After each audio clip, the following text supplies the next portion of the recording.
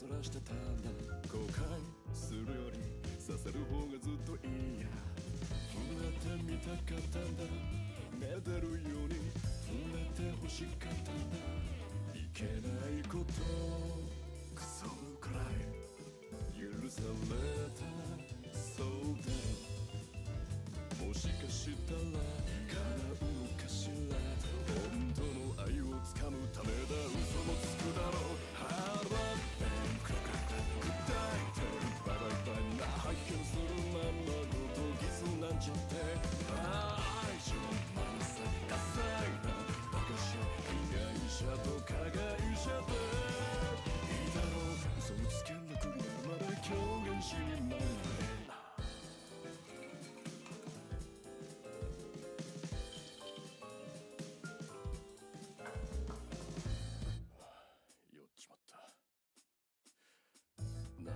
もし俺がお前のこと好きって言ったらどうする聞いてみたかったんだ晴れるように少し欲張ったんだ言えないよなしたいこと飲み干してしまわなきゃこの時々はもうよしあしじゃないどんなに無理と気づいても夢は見るだろう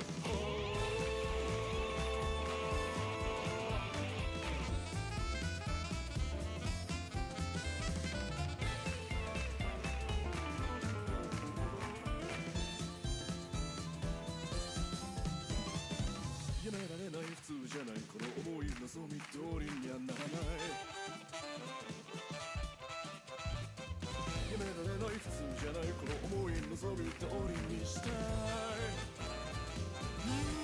ちょっと一服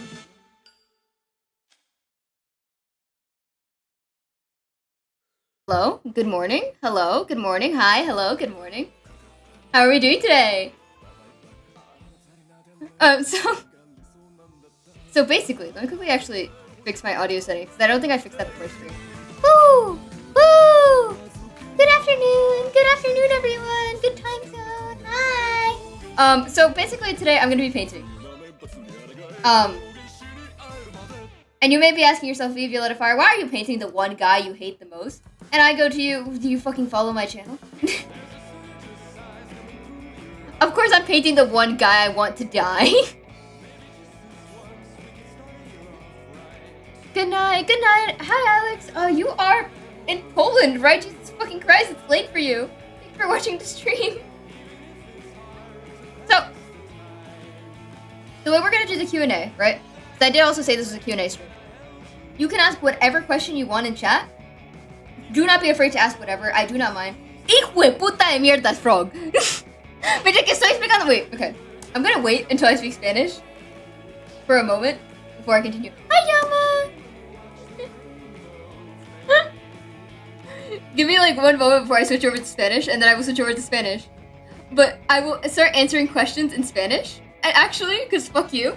But do not be afraid to ask whatever. If it is anything you think of, it is fine. Obviously do not cross any boundaries. Do not ask me anything sexually explicit, which I trust you guys won't. I'm not saying you will. I'm just making that clear real quick that do not ask me anything sexually explicit.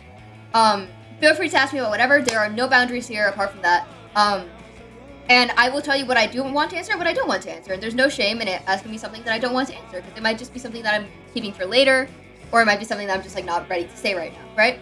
But that is that. That is it. And I'm here to answer whatever questions you may have, and I'm just mainly doing Q&A for fun, while also drawing and explaining how I draw. Eso siendo dicho, ahora voy a cambiar a español porque hijo de puta, Robin acá decidió ponerlo en español, entonces voy a hablar español por un ratito más largo también porque no lo hice la primera vez, entonces voy a ponerlo para 7 minutos. Voy a poner el timer acá. Y wow, cambiaron el timer de Google. Okay. Acá está. Felicia, que lo que Violeta, que lo que Dusty.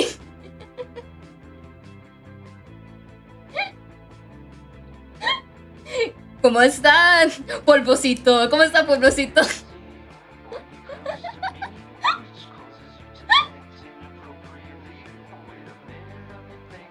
Un poquito racista, pero ok. Ya voy a ponerlo en el livestream. A ver si tengo lo de... Ah, necesito esconder los bichillos también.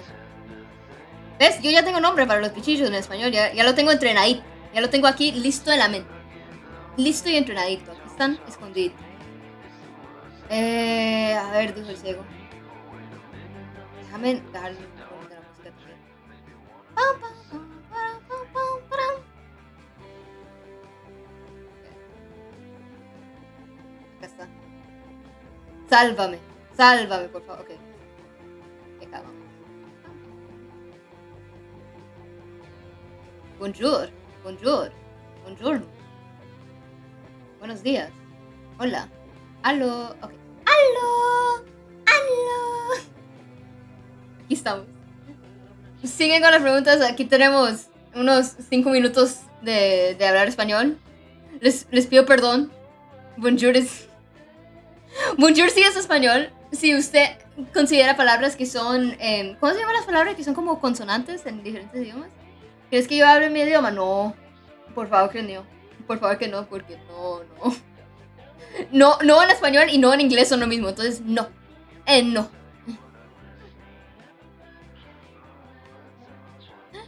Básicamente cuando usted pone lo de español, yo puedo hablar cualquier idioma menos inglés. Entonces, mientras que no hablo inglés, estamos bien. No. ¿Qué es lo que no en portugués también es no? Ne. Por favor, no. Ok, where? A ver, dijo el ciego. Todavía me pueden oír, ¿verdad? Bueno. ¿Usted? Espera. Por eso tengo un problema de programa de dibujo. Aquí lo tengo.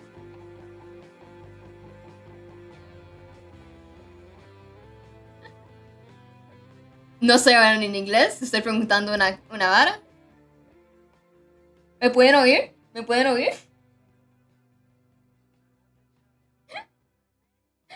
¡El perro es latino! ¡El perro es latino!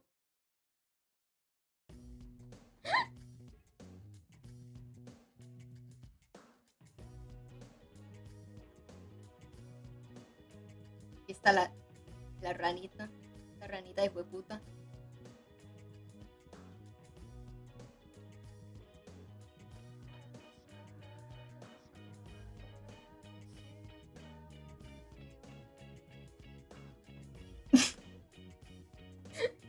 Así transmito un mensaje. Se puede entender, aunque usted no entienda español, se puede entender lo que estoy tratando de decir.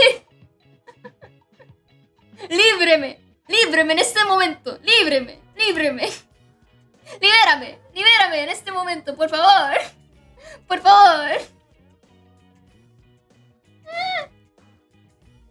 ¿Cuántos años duró para aprender? Yo tengo una buena pregunta con un buen pregunta. Una buena pregunta, hijo de puta. Se usa el género correcto para las palabras. Pues su madre. ¿Cuántos años duró para aprender?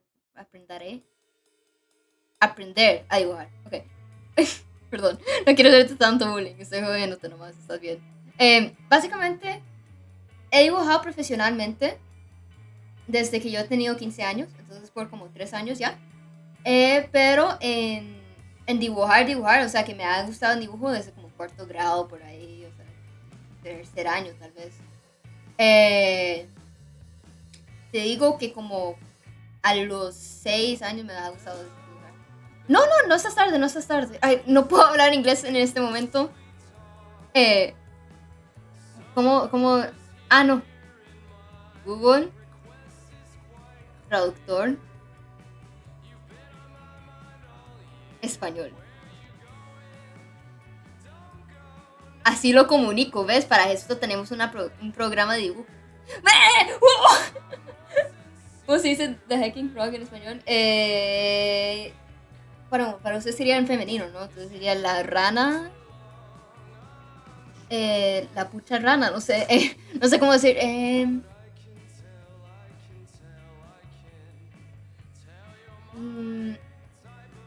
No sé, no sabría decirte. Es que la forma que yo hablo español es que... Perdón, yo sé cómo hablar. No, sí, sé que hasta sabes hablar español. Es que escribirlo es una vara completamente diferente.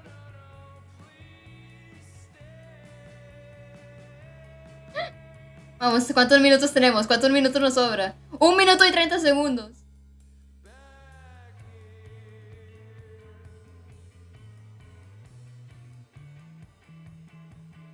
Aquí estamos.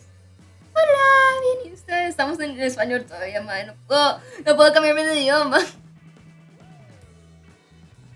Esto se ve en exacto. Está bien, está bien.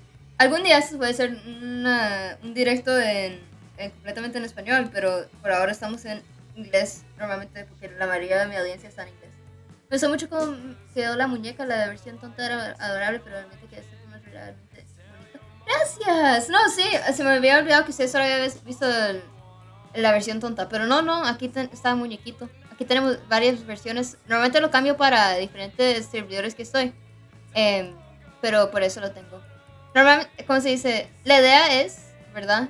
Em, em, ¿Cómo se dice? Pero la idea es como tener algo diferente. Lo que pasa sí, es que estoy tratando de reguardarlo. ¡Yipi!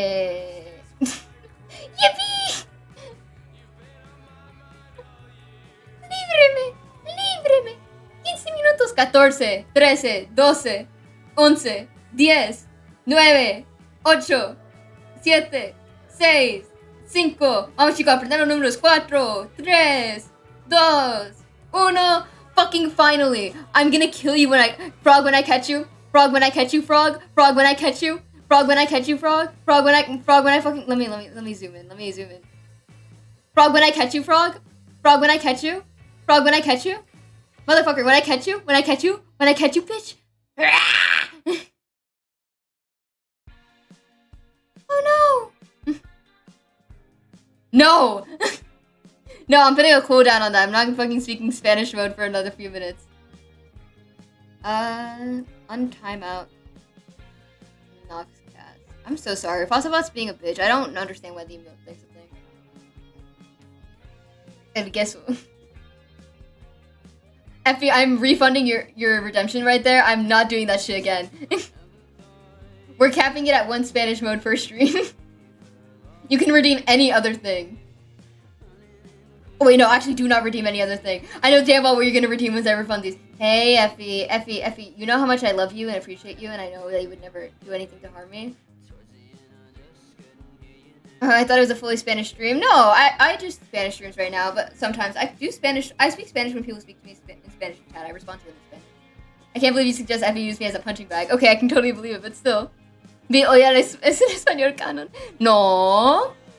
No, yo nunca debería ir al español. Yo solo voy hablando español con la mayoría de mi audiencia son gringos. Perdón, pero es que son gringos. Entonces, ya no puedo hablar en español todo el rato porque nadie me va a ver. Entonces, me vienen gringuitos y me dicen, I don't speak Spanish. I took Spanish in high school, though. So, is that enough? Let me quickly move my pinky to the actually, because I had this like this for the first semester. Bow. You know how much I love your guitars? No. No, please. I have a wife and kids, and I don't want to play a song. Please, I have the Q&A. I have the Q&A to answer to.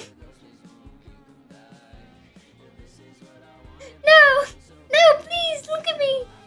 Look me in my eyes. Please, I have a wife and kids. Please, I beg of you.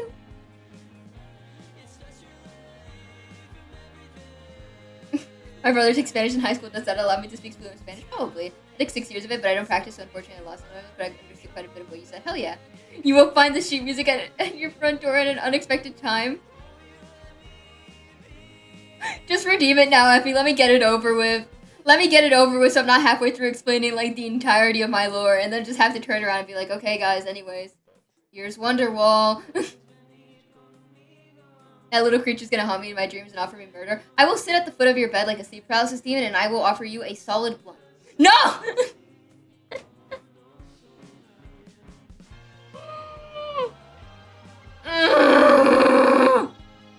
My demons. Okay. I'm not playing Wonderwall. That is where I draw the line. I don't want to play Wonderwall. Wonderwall's the most basic of songs you could ever ask me to play. Oh, fucker, I don't... pulling out my guitar from like the other side of my room. I'm not sure if you can hear me still, considering I'm like on a different area of my room. Where's my...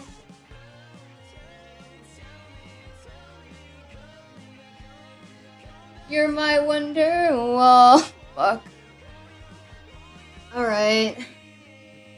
Let me pull up Bottom by McCafferty because it's the easiest one that I know.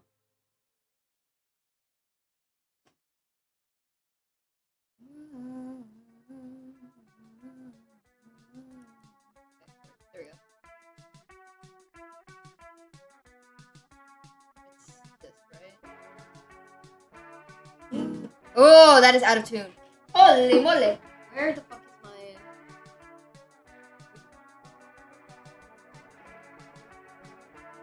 I cleaned my desk yesterday, so I'm having a moment of like after you clean it where you don't know where anything is.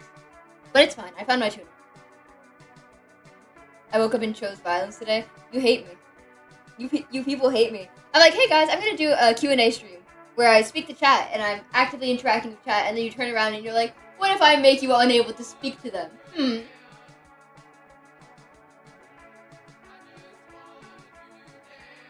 But bam, V-stream, I'm so sorry.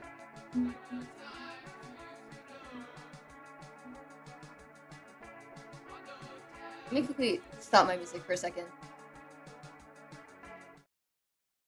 As I quickly pull up. You're able to speak to some of chat? No, I mean, I'm very well aware that my audience has a lot of Latin American people in it, because I fucking want my audience to have a lot of Latin American people. Viva el poder latino y eso, right? But it's 1 a.m. for me. Please go to bed. Vamos a hacer un Q&A. Lo hacen hablar español. Oh, dang it. Ay, puta. You will find that I am much more foul spoken in Spanish than I am in English, just because I know more swear words in Spanish than I do in English. But I'm very scared to swear on my Spanish streams as well, because a lot of the swear words that I know might be considered slurs in different dialects. So I don't want to like accidentally call someone the F slur. Did you see multiplayer update in Cult of the Lamb? If you did, is your goat skin bugged as well in single player? I mean, I just cannot unlock it and I tried both the methods. I have not played it yet. I do want to. I'm going to be playing that with my good friend XPYZ, codename XPYZ on stream. It's the plan at least. But I have not tried it. I hope that fixes itself soon. I know the Cult of the Lamb devs are really good with updates on that kind of stuff. There we go. You are bouncing off the walls, holy shit. And what's wrong with that? What's wrong with my love for bouncing off the walls? There we go, G. Let's see. Please God, please tell me you're G.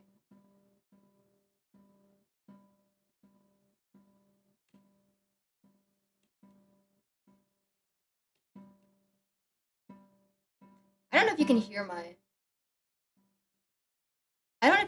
my... Vete la mierda, ¿quién activó? What's the... Wait, I have this one video that I send to my friend often. Every single time we speak about something. Where's my good friend Toki, which you maybe seen me interact with on Twitter.com. I have this one video we send each other.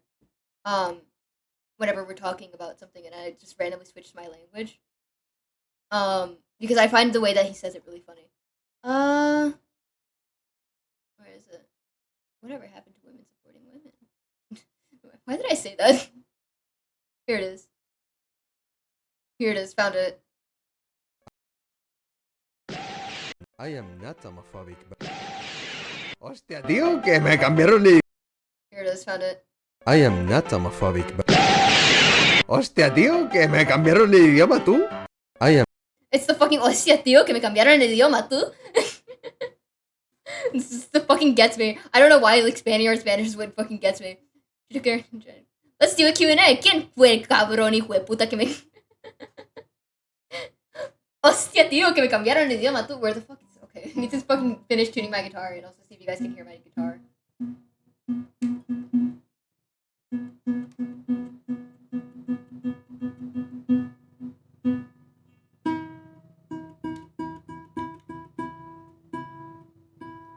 There we go. I am not homophobic, but...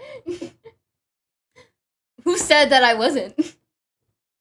Who said that I did not despise the queer community? Where's... Can you hear my guitar? For the record, I just want to quickly check that. I think you can, right? Right? Probably. I was scared of dentists and the dark. No, I'm not fucking playing that shit. Here it is. Let me see if I know the chords to this still. I think it's F, C, A.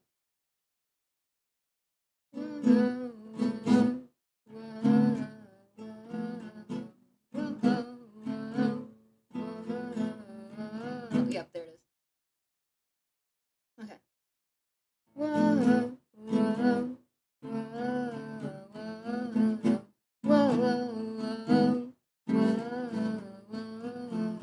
Hey man, I miss your collarbones. I love the way your skin feels on my collarbones. I know I stole that line, steal all my lines from this guy named Brian. Hey man, I miss your collarbones. I love the way your skin feels on my collarbones. I know I stole that line, steal all my lines from this guy named Brian. You be the front, I'll be the back. I forgot to put on auto scroll. You sing like this, so I'll sing like that. You be the bottom and I'll be the top. I'll put the lid on the jar when it's shut, and headlights and werewolves come out of the forest at night on your birthday. I know they adore us, but headlights and werewolves come out of the forest at night on your birthday. I know they, but I feel the way that you stare at the back of my neck from the back of the porch while you're mowing your. I feel the way that you stare at the back of my neck from the back of the porch while you're mowing your. Can you pay for overtime? Can you pay to keep my secret safe? Can you break my legs tonight? Can you help me take away the pain? Can you pay for overtime? Can you pay to keep my secret safe? Can you break my legs tonight? Can you break my legs tonight? Oh, can you pay for overtime? Can you pay to keep my secret safe? Can you break my legs tonight? Can you break my legs tonight? But I feel the way that you stare at the back of my neck from the back of the porch while you're mowing your. I feel the way that you stare at the back of my neck from the back of the porch while you're mowing your. Oh, oh, oh, eh, eh, eh, yo, eh, eh, yo, eh, eh, yo, eh, eh, yo, eh, yo, yo, yo. I feel the way that you stare at the back of my neck from the back of the porch while you're mowing your. I feel the way that you stare at the back of my neck from the back of the porch while you're mowing your. Can you pay for overtime? Can you pay to keep my secret safe? Can you break my legs tonight? Can you break my legs tonight? Oh, can you pay for overtime? Can you pay to keep my secret safe? Can you break my legs tonight? Can you break my legs tonight? Oh, fuck you. Ow. Okay, there we go.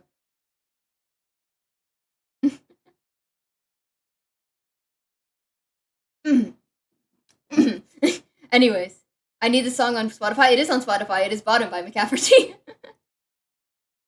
I just said it is that is a made song. I have my own song. That is a made song. You can listen to that on your own. Stop sending me Mitsuki Skibidi IDK. I know you're watching the stream. Nombre de la rola o lo hiciste? No, se llama. Let me see if I can find it. YouTube. I just played the fucking acoustic version because I'm not playing the actual Bottom. But the Bottom is a really good song. Where is it? Bottom. McCafferty. Here it is.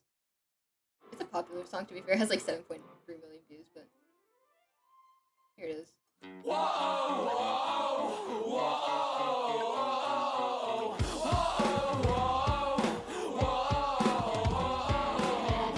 Yeah, there it is. It's playing. Love your voice, by the way. Thank you. Appreciate it. Now you're never hearing another song from me ever again. Unless someone else redeems it. But that's... As my stepmom about hacking in Spanish, she's saying like swears aren't Spanish, aren't really meaning a good thing, so it wouldn't work, but you might do so to Spanish for hell. I mean, yeah, you could be like diablos, like la rana and diablos rana, right? But it just doesn't flow as well, you know. La ranita, hijo de puta. We will hear an ad. You will hear an ad. You will hear an ad as a compensation for my Spanish. Right, music. I was gonna fucking do my Q&A stream.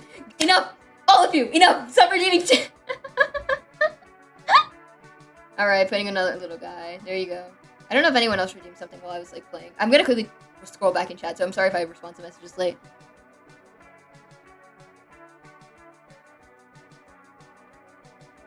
There we go.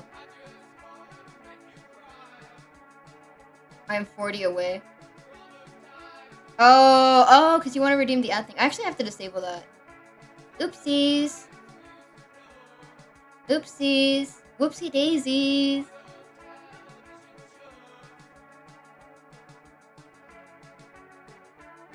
I'm gonna go give an ad and then go to sleep.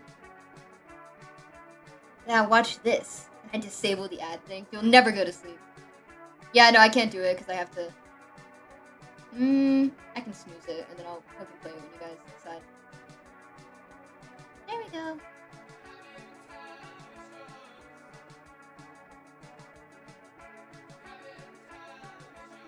This is the color blocking I did. For the record, this isn't like me tracing from some shit. This is literally just shit that I did before. Itacar and Alright, stretching real quick. Thank you, Lynx, for the stretch. I actually needed that reminder. Well, fuck me, I've been checkmated. You can say goodbye to those hours of sleep you want. Let me keep drawing Akio. Fucking hate this guy. V, why are you drawing a character you vehemently hate? Yeah. Trust me, I don't know either. Like, this drawing just came to me in a vision, and I was like, I have to draw it, right? Oh my god, it's registering my voice chords. I don't need that, though. I need you to stay off so I don't have to replace your battery later. Sorry, I was talking to my tuner, for the record. I was not using my mind.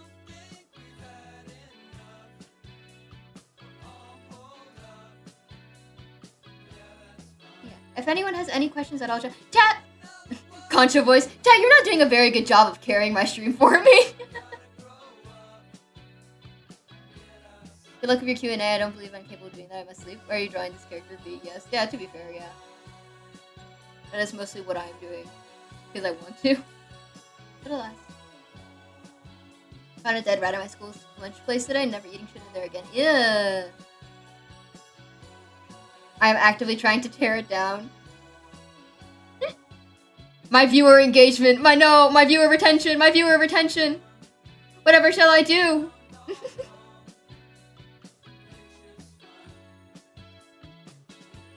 No, please don't leave me, valuable viewer. Whatever shall I do about your viewership? Speak to myself for hours on end, I guess. Ugh. Horrifying. Dead chat. Ooh. Ooh. And then some random person from Twitch.tv comes into chat and goes, dead chat, question mark? And then I'm like, oh, yeah, I guess so. We the animals are trying. You're not an animal, chat, you're fireflies. Come on, get it right. Your art tastes like vanilla ice cream? Oh, hell yeah. I'm glad. For now, it tastes like vanilla ice cream. Eventually, once I'm done with the vanilla ice cream, then I'll hyper pop it up. It'll taste like rock candy or something. I don't know. Pineapples are yummy. What the fuck is wrong with you? Frog, you know my allergies, Frog.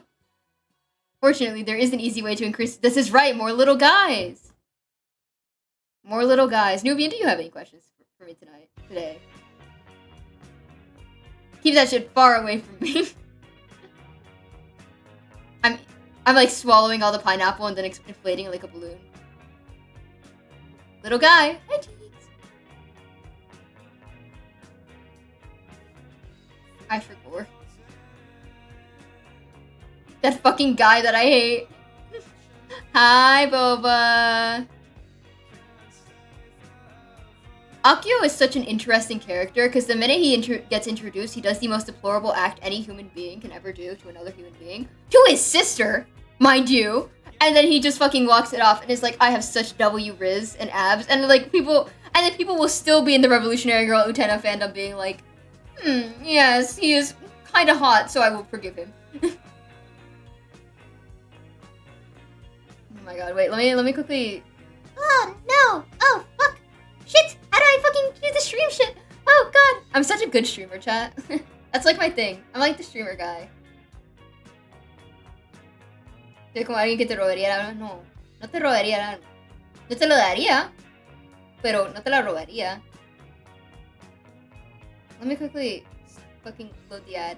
Chat, I'm gonna load an ad in like 0.2 seconds. So if you want to not deal with ads, you know what you can do? Hit that subscribe button, smash that like button. Hope for the best that you don't live in a country where you get 8 billion ads rather than the actual bit. There we go, 60-second ad. We should be fine.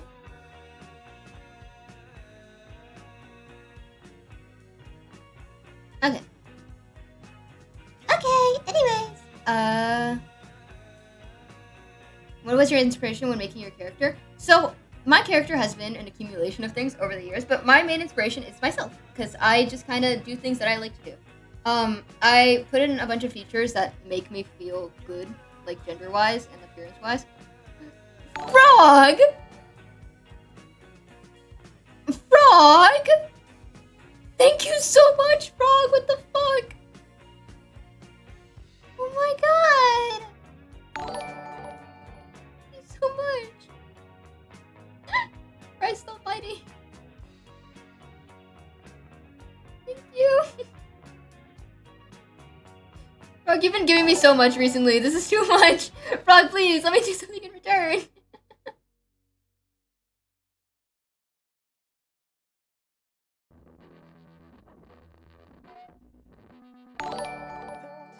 Oh, right, I forgot I had to do individual notifications for her. But yeah, no, my persona is just a mixture of things that make me feel gender envy, basically. My persona's actual speak, like my real life persona, not my... You haven't given me that. IDK wakes up with a sub to be. IDK's awake right now. IDK's been DMing me for the entire stream. What say it? My Sona, not my Showtime Sona, but my actual like Sona is a shape-shifting ink demon. So Frog!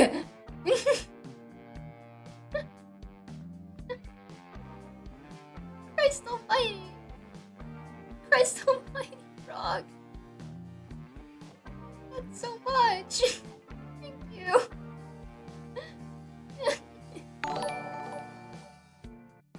And thank you so much for the follow, Ark. Oh, hi, Ark. How are you doing? Sorry. Hi. Change the name to the Hecking Goat. Anyways, speaking of Frog, Frog streams more regularly than I do.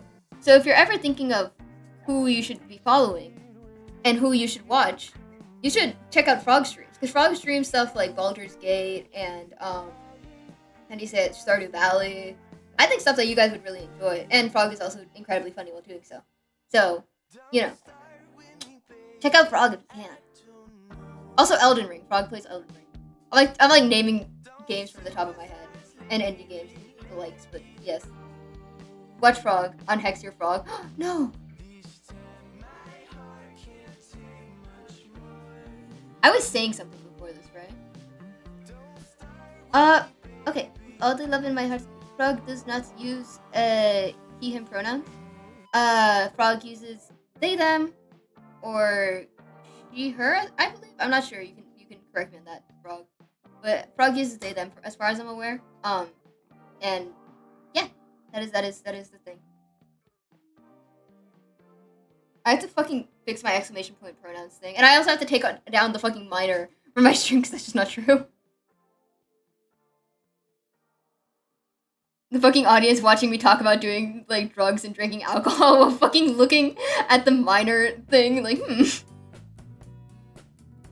But then is my most preferred. Thank you.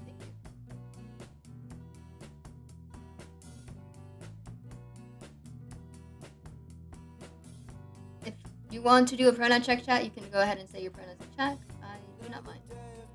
being said, I'm just focused on erasing shit. I'm doing a different coloring technique this time around, and I'm not sure if I like it or not. I don't think I do.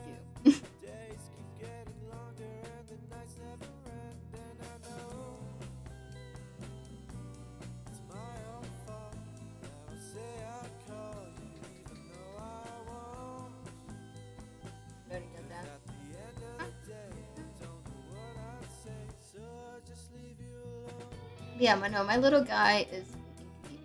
Let me see if I have any drawings of him that I can show. Oh yeah, I can show them my most recent stuff. Okay, have fun. Enjoy work. So you can see here the little like ink stains on his tail and shit, and then like the bat wings and stuff. It is literally just stuff that makes me happy. It is literally just stuff that makes me happy. But yeah, you can see here with the glasses.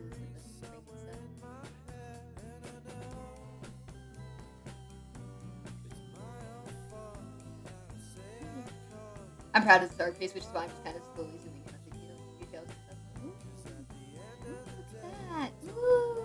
Okay, sleep well. Take care. Also, he has a little heartbeat thing in these sleeves and in the can with this giant. It's almost 2 o'clock. Oh my gosh, yeah. Sleep well. Ooh, wow. And he has a fuck ton of piercings. So I have a couple of piercings.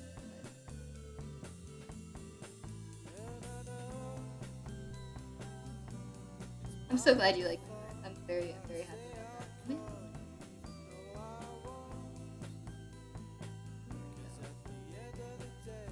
I'm like hyper focused on drawing, which is why I don't do drawing streams often, because I tend to focus on what I'm actually doing. So I just kind of go silent for a few at a time. I might call one of my friends to get them in here.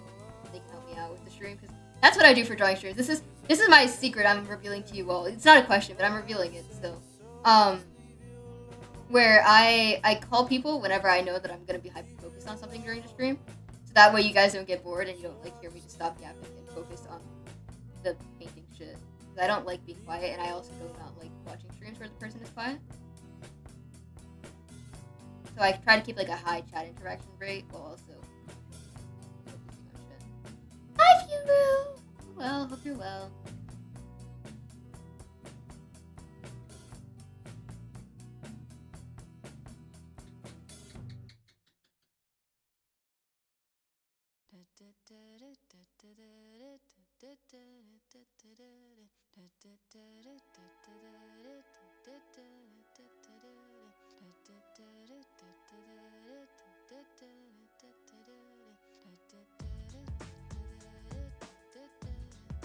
Big Hero 6? Like what my opinion on Big Hero 6 is? Or when you talk quieter, your mic cuts you off? Yeah, my mic kinda sucks. I'm not sure. This is how do you say it? Tom's Diner. I'm not sure if that's a Big Hero 6 reference. I noticed. Chat, for only $50 a day, you can give me the money to get a fucking new mic. Please, please God.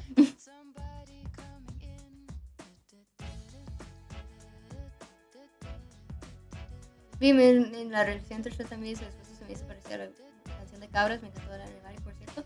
Gracias! The favorite song at the moment? Oh god, I've been really liking Metalord by the Buttertones. I've been listening to a lot of Metalord. Let me look at my on repeat real quick. So I know I have a bunch of stuff on there that I listen to often. Like off stream, just like on loop. Oh, you know what I've been listening to a lot? Here, I could just put this on. Actually, I've been listening to this one a lot by Mitsuki, I'm Your Man. Because Rena was like, this is so Radiant Duo coded, and I was like, what's wrong with you? Because it's in the Radiant Duo playlist. But yeah. My main thing with the Showtime V / Beatrice, or CV and the Beatrice relationship is the fact that it is very funny to me because V just V Violetta Fire in Showtime, not V Violetta Fire outside of Showtime, does not realize he's Arrow Ace yet. And it's a little bit funny to me in the dramatic irony way, where it's just like pointing at him and laughing and being like, this motherfucker doesn't realize! This motherfucker has no fucking clue! This motherfucker has no clue that the reason he isn't feeling love like everyone else does is because he's fucking aromantic. This idiot! He would be 10 times more mentally stable if chat was just nice to him sometimes and explained shit.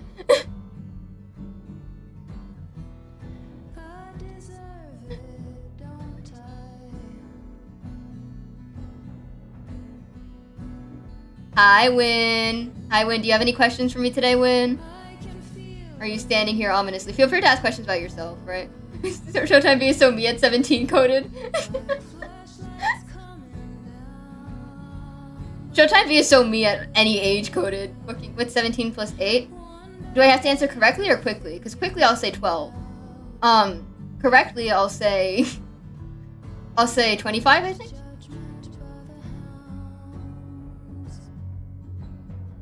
You're wrong. It's 25, isn't it?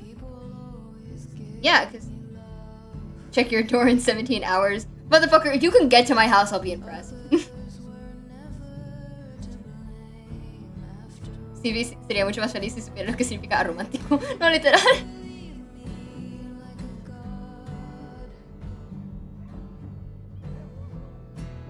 Fucking the plot of envy. The plot of envy of being... Wait, the fucking, like, book meme of the... The plot of envy. The plot of envy of me recognized the fact that he was aromantic.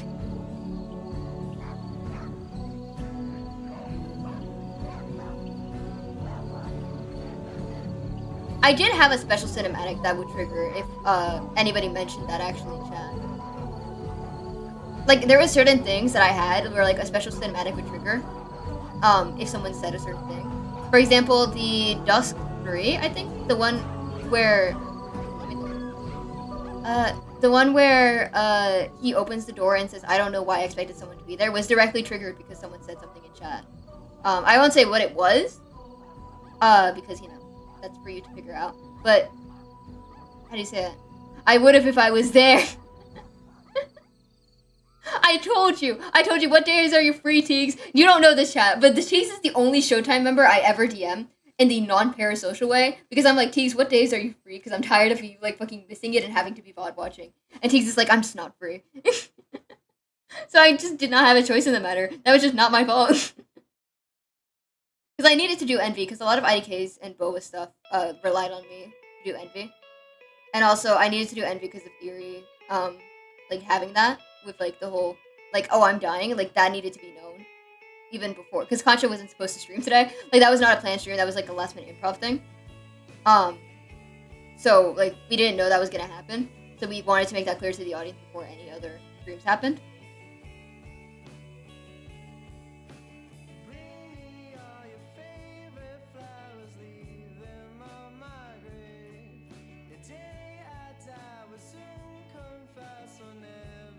La la la. Hi, Crumpets. Hi. Crumpets, do we have any questions today? And I shoved the microphone in your face. What's the name of the song? Flowers by the Red Bears. I'm just doomed. It's fine. No. You can't be doomed by the narrative, Tease. You're not in the fucking server. Why are you fake?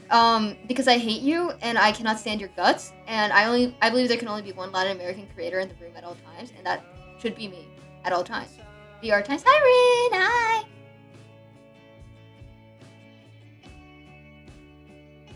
Don't you frowny face me, bitch boy. You know damn well what you've done. And my ass is sick and I'm gonna have to cancel. Oh no. I get it though. I've been coming down from work for the past bit. I'm doomed. You're not doomed. You'll be freed. I believe that this is just stocking up. All this bad shit that's happening to you is just like pre-stocking up for all the good shit that's gonna happen to you later. I don't know if I want to. Yeah, I'll just separate the eye. That way I can get some.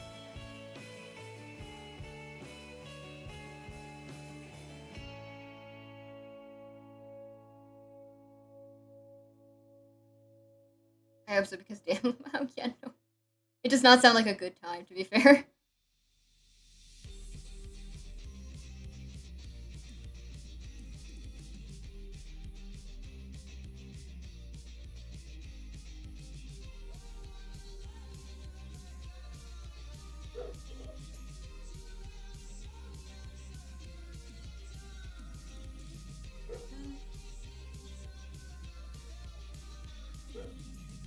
Okay.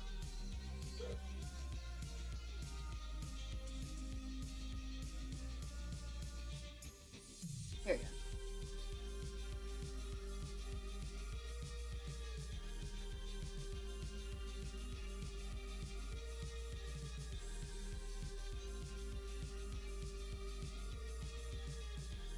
That's his shirt color, right? Yeah. You can tell how old this anime is with the art style, but it's fine. Thank you for this. Thank you for the Prime Faru. Thank you so much. I really appreciate that. And also, holy fuck, you've been saving that one. Oh my god. The Revolutionary Girl Utena brain rot getting to me is so fucking painful because I just point at whatever I've drawn and I go, yes. I believe I will be drawing Revolutionary Girl Utena reference in this. Like, wait, let me see if I can find the fucking... Where is it? The...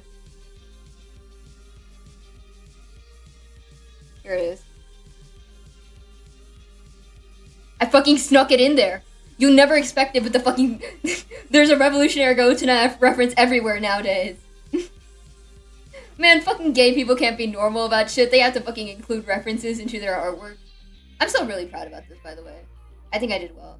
Twitter fucking compressed the quality for something, so it makes me look like I don't have a nose in it. But it's fine.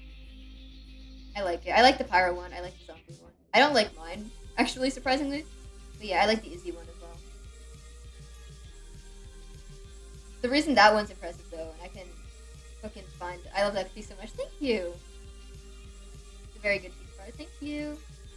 Let me see if I can find it. I don't know if it's in this still, but I might have not yet. Here it is. So, here's the art, right? So, here's the base that I was working off of. Here's the render, and then here's the final. Look at the fucking difference in quality of art with the fucking rendering. I'm sorry, but rendering carries most of my art pieces. We lost a whole ass lamp in the process of rendering.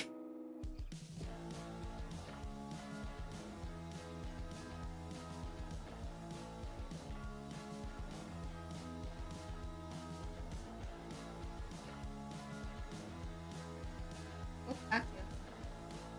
Lost all the smiles too. Oh, they were still smiling. Just like I lessened some of the smiles because I was like, well,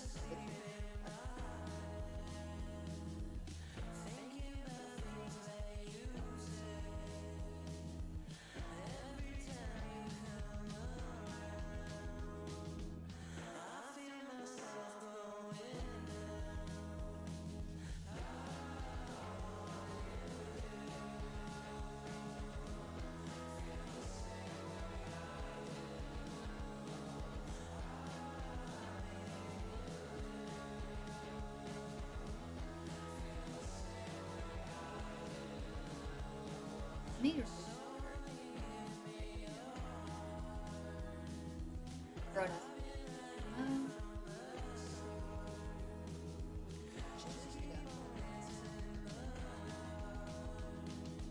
That this brush is great because it changes the hue of like whenever I do the brush stroke. So it's really fun to paint with because I can do this and then I have to like mitigate half the effort that I actually do while drawing, which I just constantly change the hue. I've been enjoying painting recently. I don't know why I'm on that painting grind, but I guess this is what we're doing now.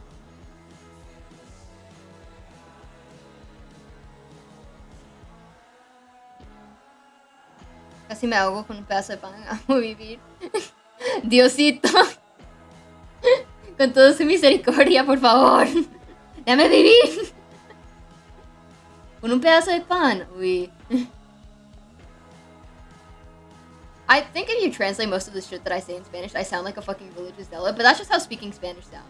Like, I'm sorry, but like a lot of Spanish is just fucking saying religious shit.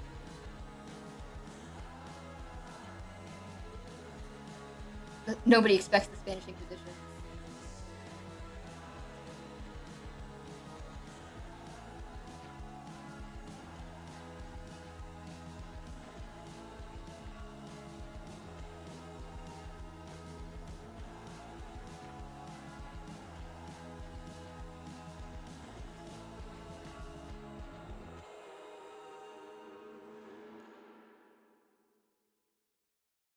Hola Dios, soy yo de nuevo.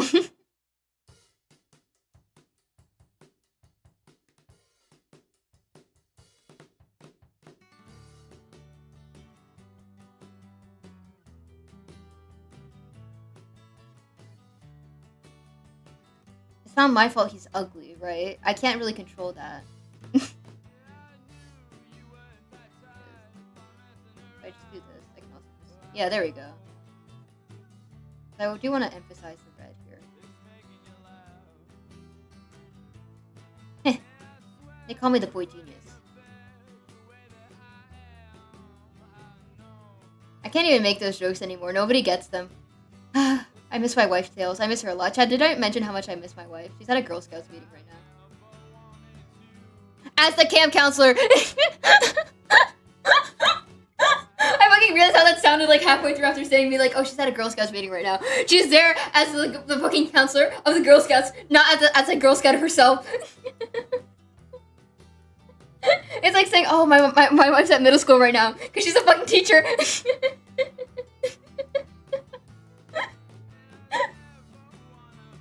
I'm so sorry.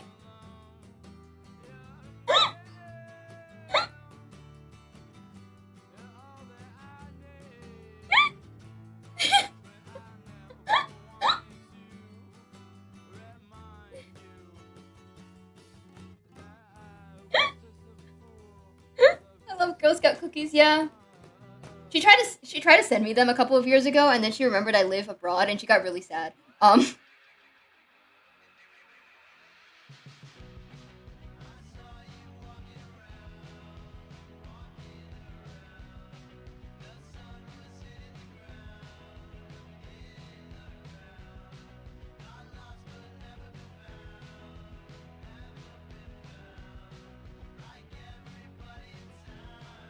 I love Girl Scout. Yeah. I already read that message. I don't know why I had to reread it, but it is something that needs to be known. People do love the masses love the Girl Scout cookie. Save me military funding.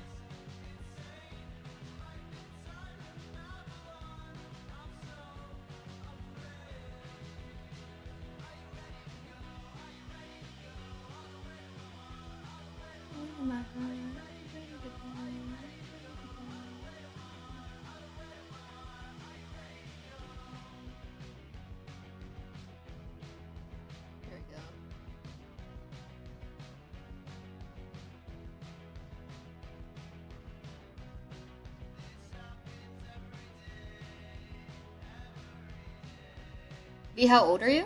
I am not public about my age. I am still a teenager, though. I think you can connect the dots of like my age range just by the fact that I've mentioned something this stream already about my age and me saying that I'm a teenager.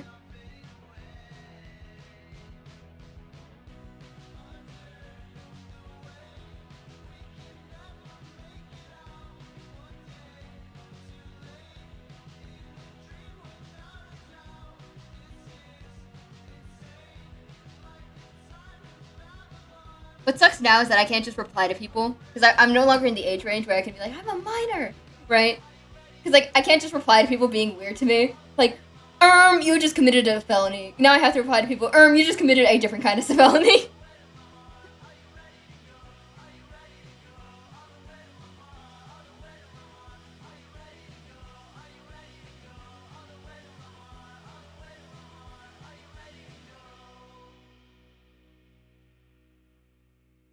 I don't know why I'm adding stray strands of hair here. He doesn't have those for a reason.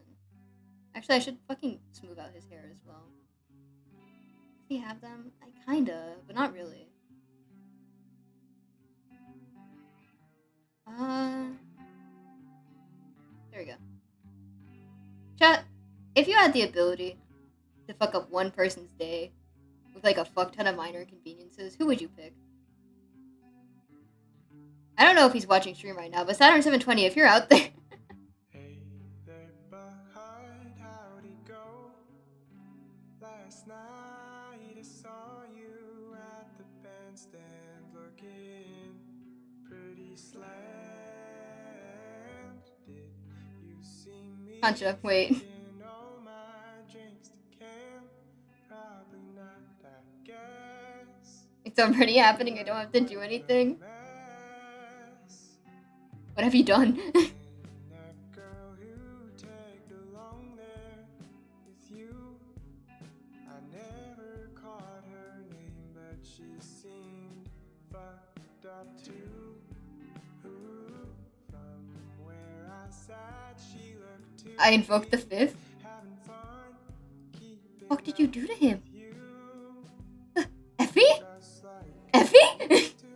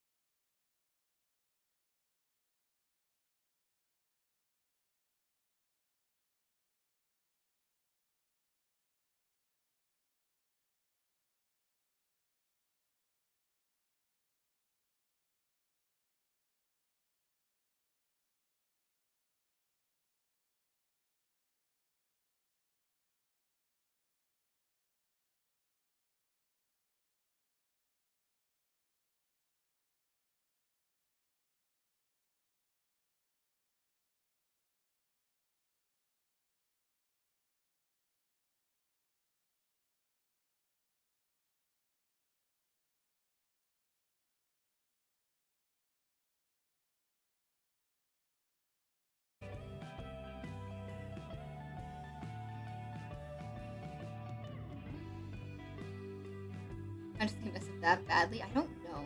Because like a whole month is like I understand like a few like weeks before it's premiered, but like a full month, people are gonna forget about it by the time you find it again.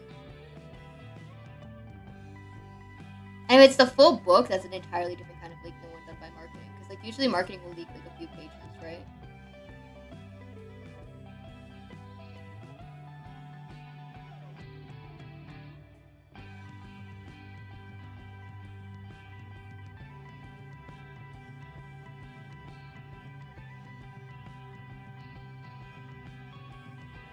Content creator copies? Maybe.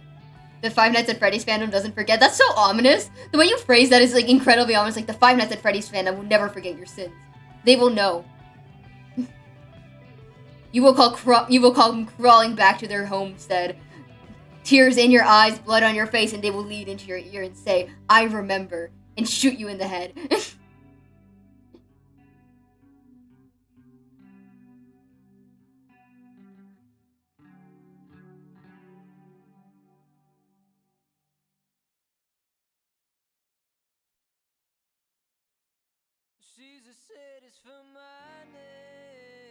Making it fully leaked before the release date. That's horrible. It's like it's only a matter of time. She turned that frown upside down for a warm hot tart at a favorite diner. 'Cause she's had a rough one and you had your own. From bruises on her mind, you simple wanna die blue. Ask around if you've seen her. Silver Eyes maybe, but that was everything after that. Oopsie daisy. Yeah. Into the Pit probably wasn't leaked in its entirety, right? Like the book, not the game.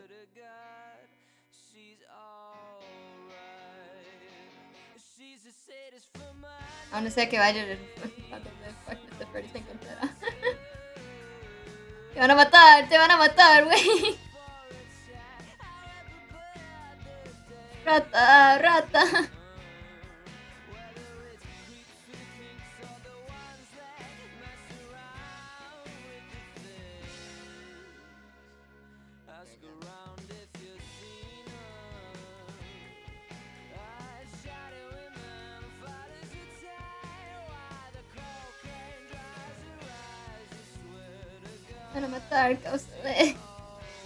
The game is so good though. I've never seen any like. Oh, I saw Winsu play through of it, but like a little bit because I had to go do some stuff in the way.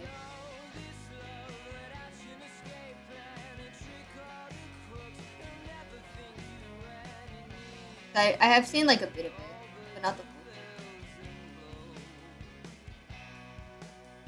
Maybe someday I'll play it. I still have to finish Lost in View. I have a thing where I can't start a new game with the same genre unless I finish the old one. So like, I wouldn't be able to start Into the Pit until I finish Lost in View because it's a different kind of horror game. More people would not be interested in Lost in View, but for me it's a moral thing. Like I have to finish it. Like this game actually scares me shitless, and I want to finish it before I do.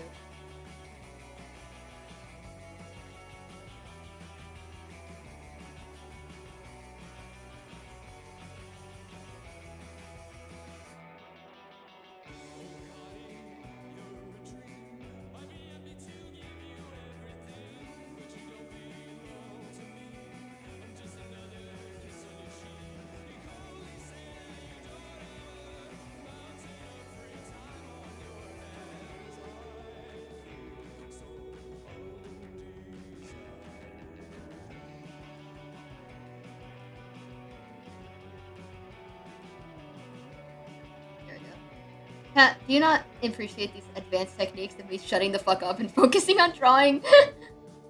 This is the most entertaining stream possible. Are you not entertained? Are you not enjoying this? You must be. You should be.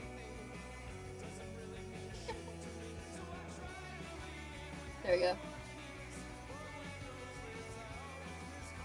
Pro tip for everyone who's doing stuff: do not tell your chat if you are nervous, because then they will feel nervous. But the thing is, I'm never nervous because I'm base. And I do everything well, and I'm he/him. I'm still here, so that says something, I guess. That's what you think. Little do you know that if you try to leave the stream, I have a red dot situated right on your forehead that you can't see because it's on your forehead. That will Clem approves. Bollocks. Clem approves. Yes, bollocks. You motherfucker. You come to my stream, call me a slur, give me $500 fucking dollars, and just leave just like that? You.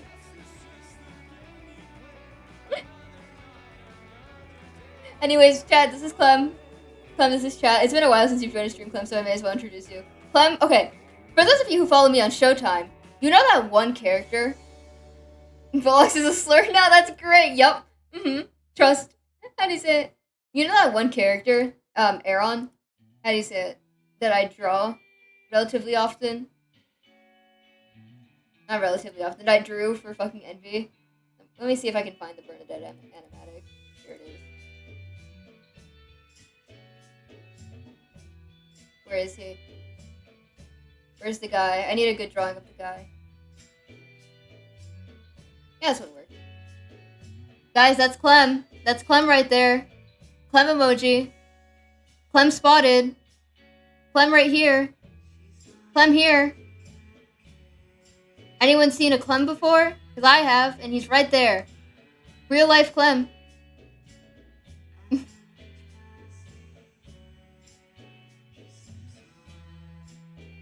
It's back to drawing this fucking guy I hate.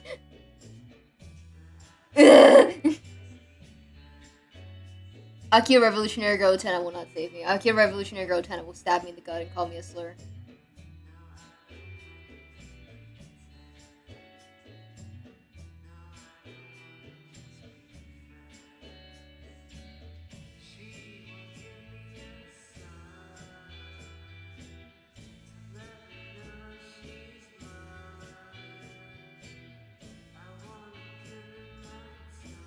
You still draw Aaron? That's awesome. I drew him a little bit ago because I had to do something with him. Which, speaking of, I'm gonna need you to voice some more lines. I'm gonna need you to voice some more lines, Mr. Australian man. I need you for something later. But I'm using your character, and you're like, yes, I remember the message you sent me like ages ago, asking me if asking me if you could, and then I just promptly forgot about it. Ah, hello, ad. See, this is why you fucking subscribe instead of using bits. Silly. Stupid head. Dumbass. Where is the fucking... Here we go. Where's the fucking artistic ability? I was told this was going to be included in the package.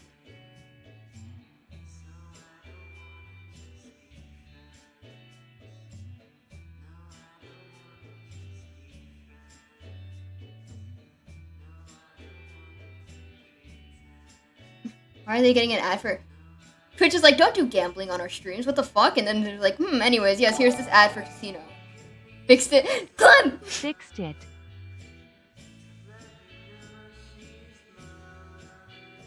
Ooh, Clem, when I catch you, Clem, when I catch you.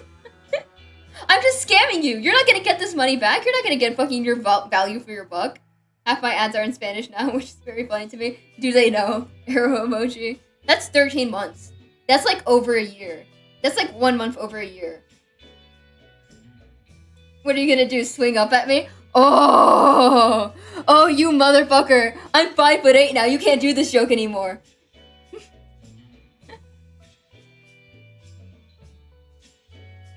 For context, Clem has known me since I was 12 years old. That's way too long to know me.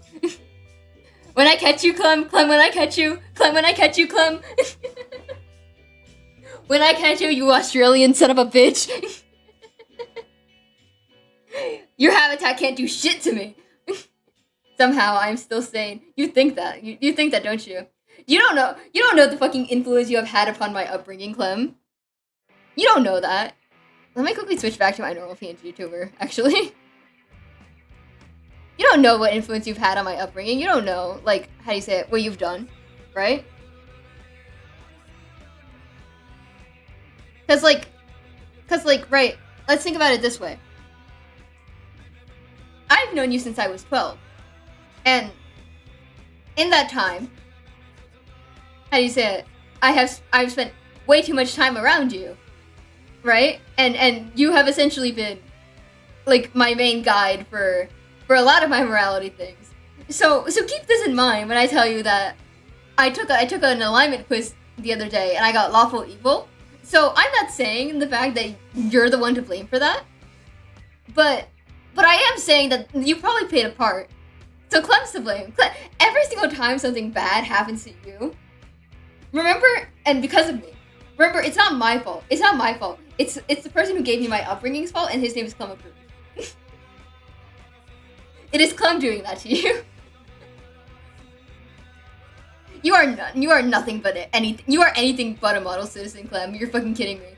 Motherfucker's like, I should put my PC on my wall. I'm the reason there's a lawful part in that alignment at all. You're lying to me. You're lying to me. You look me in my eyes. You look me in my two beautiful blue orbs right now, and you fucking tell me the truth. Look at me. Where are you? Where are our DMs, Clem? I forgot I had your nickname set as a weird panda found on street. Clem, am I allowed to call you real quick? so I can yell at you for the live on air audience here.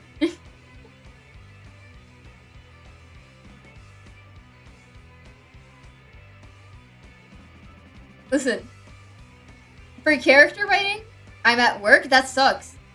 Working at IT, that sucks. You can still call though. Working. Right. Because you work at this time. Don't you work at? Wait, what time is it for you? Time AST. It's 8:51 a.m. Ugh. Ugh. See, it's 4 p.m. in the afternoon for me. Because I'm based and I don't have to deal with that shit. And by that shit, I mean the fact that you are up at 8:51 in the morning going to work. So God bless your soul. Because that's just not my fucking problem. I've been here since 7:30. Kill me.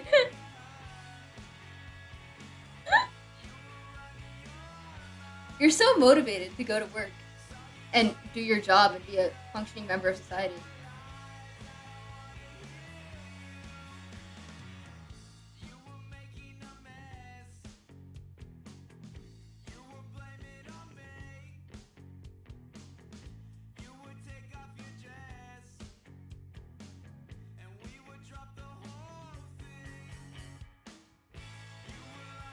I have like something stuck in my throat right now, I can't lie to you. Anyways, time to do the things I'm paid to do, paid that weird ways. Yeah, you have fun. You have fun working your 9 to 5. Enjoy being a teacher or whatever. I'm starting to realize how many of my friends are teachers. That's horrible. I should not have this many friends who are teachers.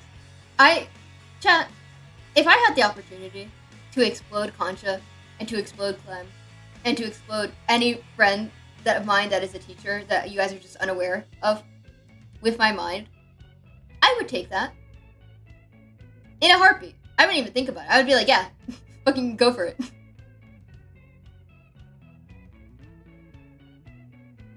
The demons. The demons demand blood. Okay. That being said, I should keep drawing. That's like that's the whole thing, right?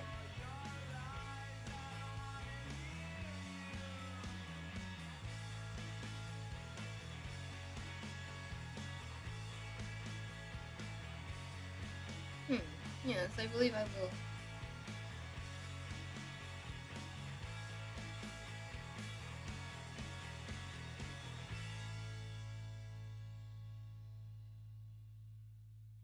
I'm like thinking.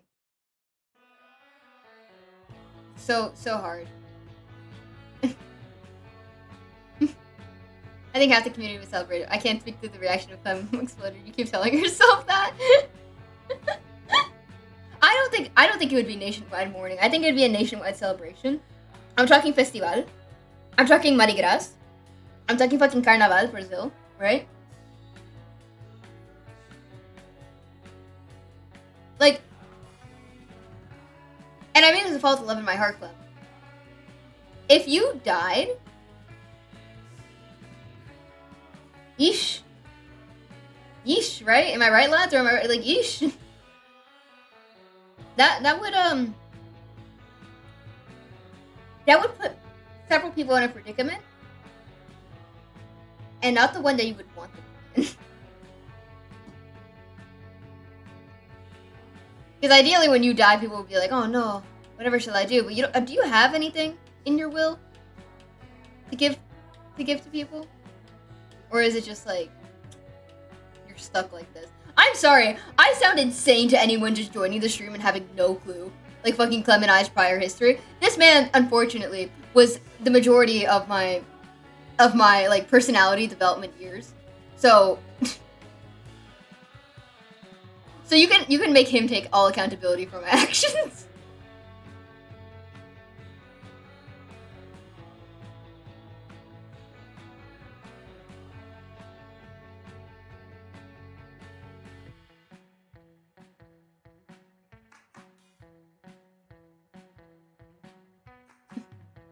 If you have any issues with what I have done to you in a lore stream, you can refer to my lawyer, and it's just an image of Clem.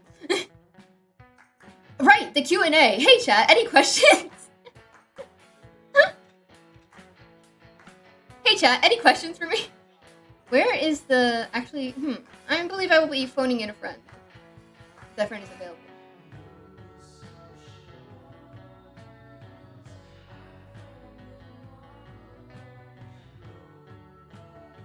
Me when I... This is literally what I do every single time I don't know what to say. Do you like wasps? I am definitely afraid of bees and wasps.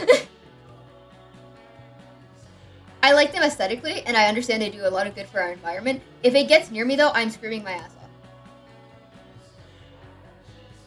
Do you like banana bread? I do. How do you say it? I just do not cut it up. You'll never guess who's fucking joining the stream. Favorite color? Pink. My favorite color is pink. I know, which is surprising considering my entire branding is red and blue. And I have like everything in red, and my hair is red, and my like character design is red. It's pink. It's pastel. I love pastel pink. Pastel pink is my favorite color. I think it is very cute, and it also reminds me of my girlfriend, which is the gayest shit that you will ever hear from me on the stream, and you will never find me saying that kind of shit ever again. So I really appreciate the fact that you're here. But it's only homophobia from here on out. That being said, guess who I'm going with?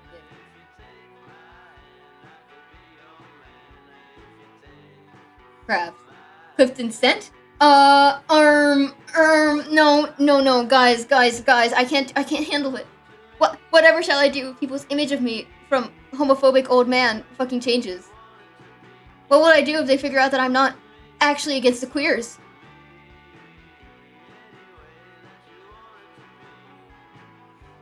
Wait, what about homophobia? I have a bit that I say I'm homophobic. I'm not. I am very much so in a queer relationship.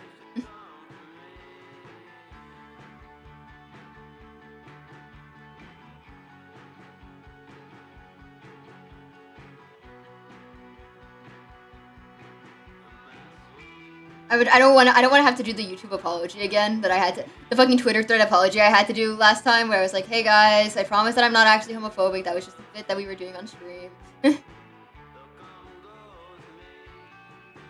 Yippee! And now, for the one, the only, if I could fucking edit my stream title. Please! Please! Release me right this instant. The one, the only, Mint Beetle Gaming! Sorry. Sorry, I didn't introduce myself by sounding like Lego Star Wars Yoda. I hope you understand. One day it's gonna get you into actual trouble. I don't think my homophobia will get me into actual trouble. I think... What? Hi, Beta, welcome to the conversation. Anyways, I don't think my homophobia is gonna get you. Are we talking about Vi's homophobia again? No, stop it! Okay. Stop! You're gonna make them think this is a consistent thing. I have new chatters in here. I have to give them a good impression of me. Guys, I promise I'm normal. Like twirling my hair while I say, guys. No, he is. Don't worry about it. It's fine.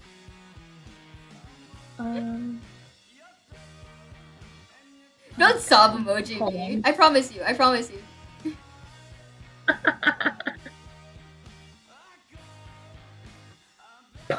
Pointed at skull emoji. Look at me. Would I ever lie to you? This user said skull emoji. Don't you laugh at that? Don't you laugh at me asking if I would lie to you? Hold up. Twitch.tv/VitaLitiFire. I have to go and check because I don't know what the fuck's happening. I have to give them a good impression de tu homofobia está brillando. No, mi homofobia está completamente normal. ¿Qué significa que no está? That I am not homophobic. Okay? Okay, look at me and my two beautiful blue orbs. I am not homophobic, okay? I love gay people. Huge supporter of the gay people. Hashtag ally! I love you love your wife. Oh, you're that guy on Twitter that nobody likes. Sorry. Hello? I'm so sorry, I didn't mean that at all. What is happening in there? What are you doing? What? I'm just happy to be here, guys. What the fuck is Minecraft? Oh, Twitch is not loading. You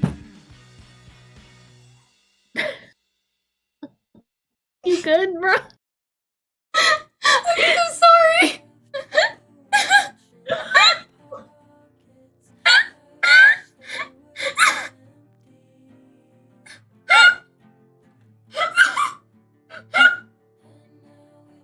I can't breathe. I can't breathe.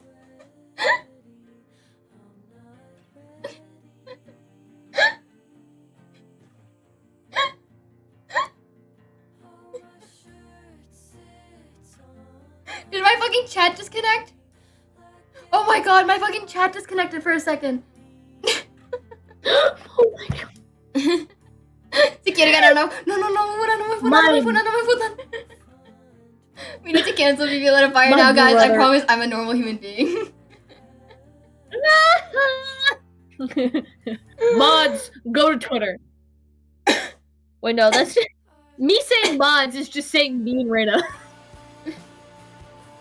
It's not normal. You know what isn't normal? Being gay. And look at you. Wait, shit!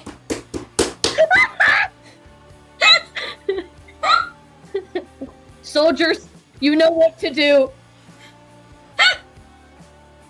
Release me! Release me! Release me Chat, right this get their instant. Chat, get their ass. Chat. Oh my god, I can't breathe. My head hurts.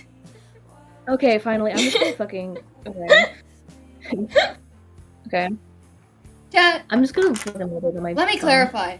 Let me look at you with my two beautiful blue orbs. Let me get real close. I am a lesbian.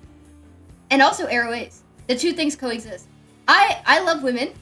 No. I love my wife. No. My wife's a No. woman, for the record.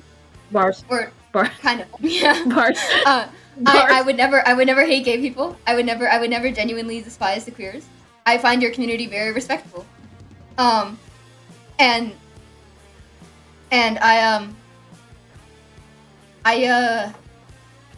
I think that everyone has their own identities.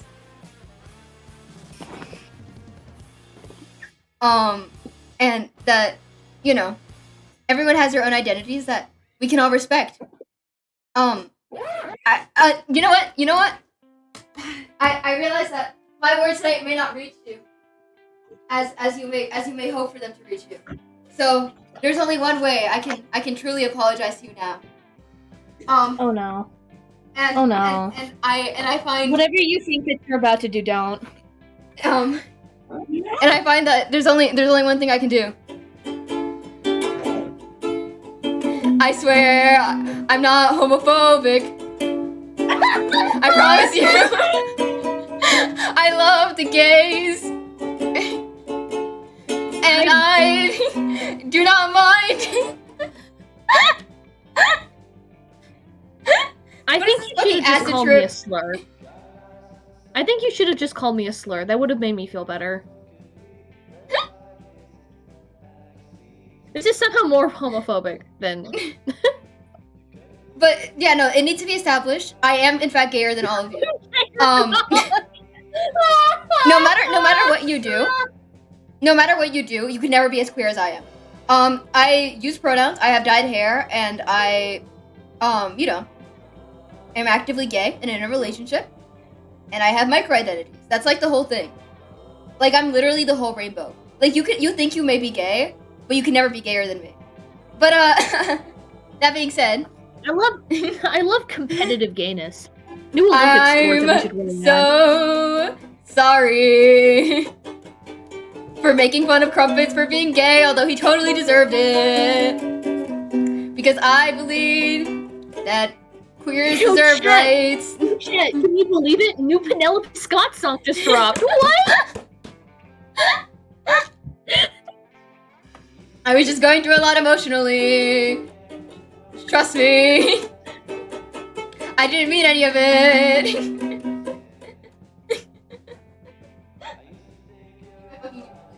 Down. There you go. There's my apology. I hope it's enough.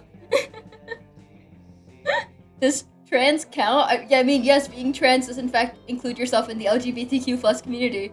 I think, last I checked. También The seas T gay, stands pero for vivo es tomato, más. actually. Exactamente. The T stands for tomato, actually. The T stands for... Oh. The demons. The demons! Oh, the demons. Oh, it's that fucker that you hate. Which one? The fucker. The one that you're fucker? painting right now. Yeah, it's that fucker that I hate. The one... Yeah. It's that guy I Sorry hate. for You have to that. understand, the minute Akio appeared on screen, you have to understand the emotional roller coaster that both Reina and Beetle went through as I reacted to him appearing. How do you say it? But, yeah, can I be a lesbian if I'm gender fluid? Yes, of course. What the fuck? Yeah, of course you can. Anyways, I need you to understand the reaction that I had to Akio appearing on screen during episode 16 of Revolutionary Girl Utena. No, it's the guy I'm drawing. Because I had a whole slew of emotions. Because I was like, oh my god, it's the guy! I hate him. I hope he dies. I hope he gets steamrolled. But oh my god, it's the guy! He's here!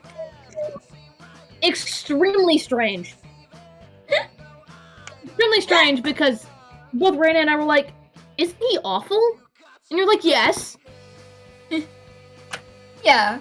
No, he is genuinely the worst Like, villain that's- in all of fiction.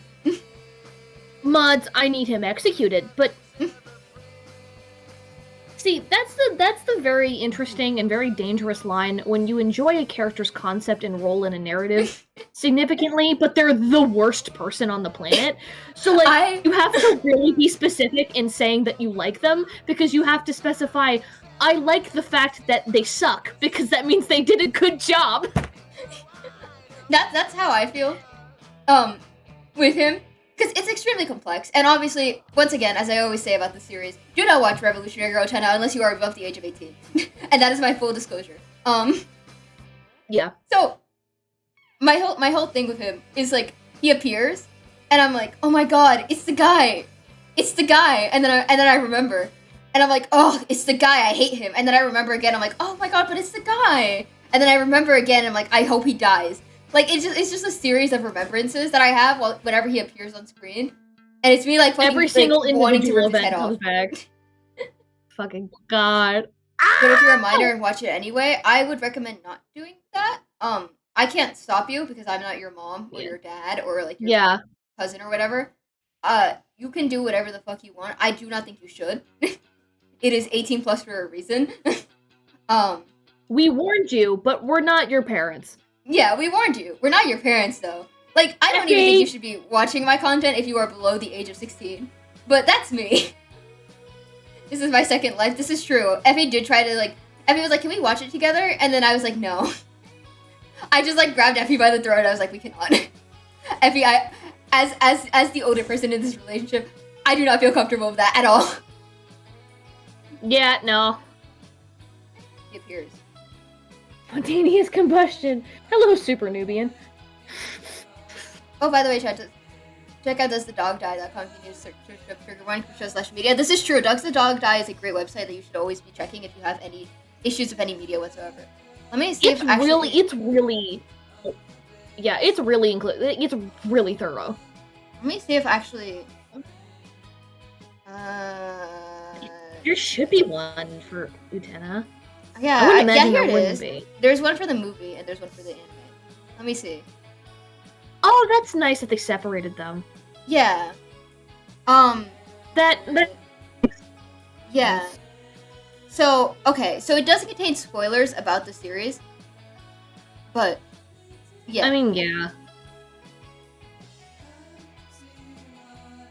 How do you say it? The funny thing is,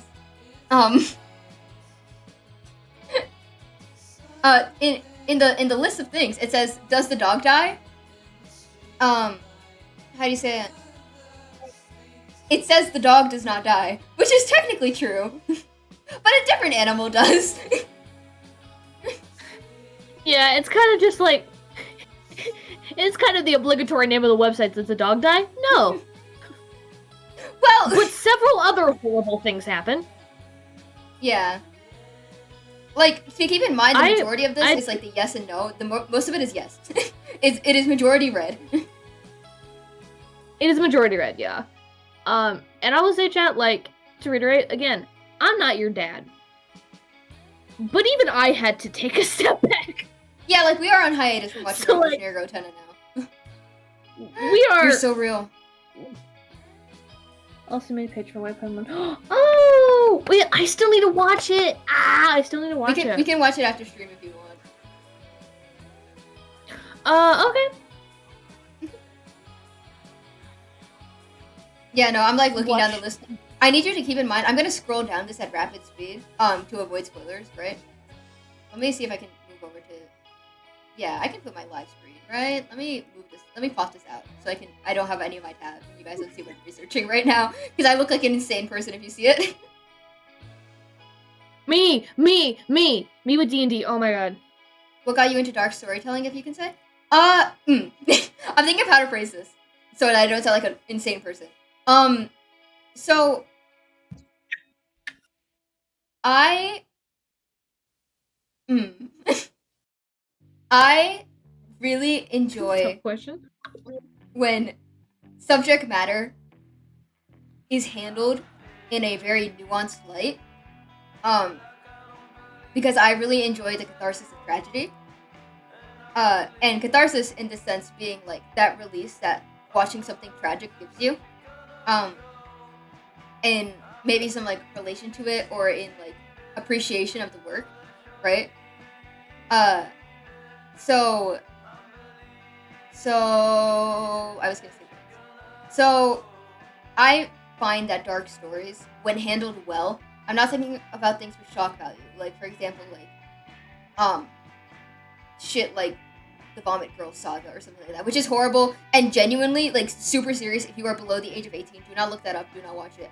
I am being so serious right now. It's not worth it. It's just shock value, and it is literally just disgusting.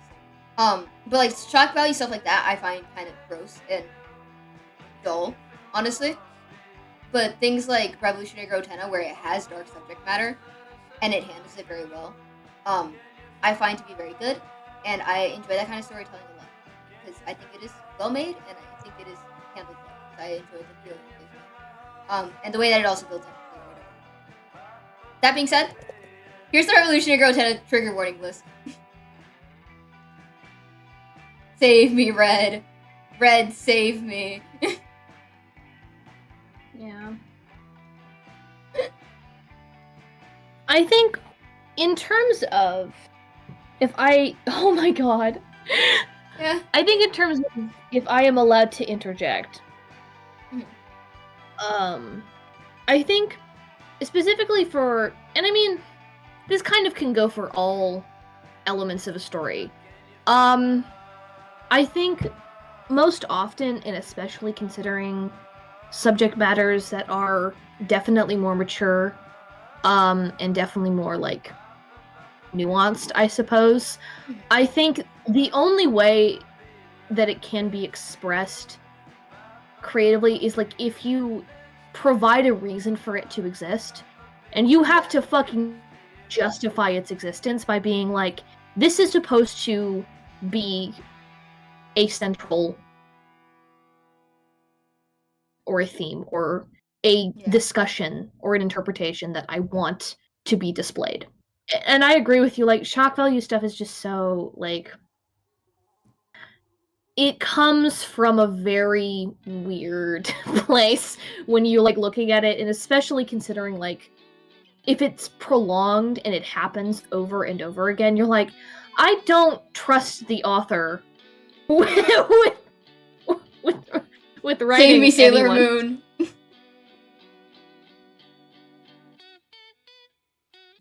I am like, there are several, and I will leave this vague. There are several authors where I sit back and I'm like, I do not trust you to write women ever. I believe that you should close your computer. I think you should go outside in the middle of nowhere and never return. Like, I just, like, no. I'm like, oh, God. Yeah, speaking of Sailor Moon, Jesus. Oh, my God.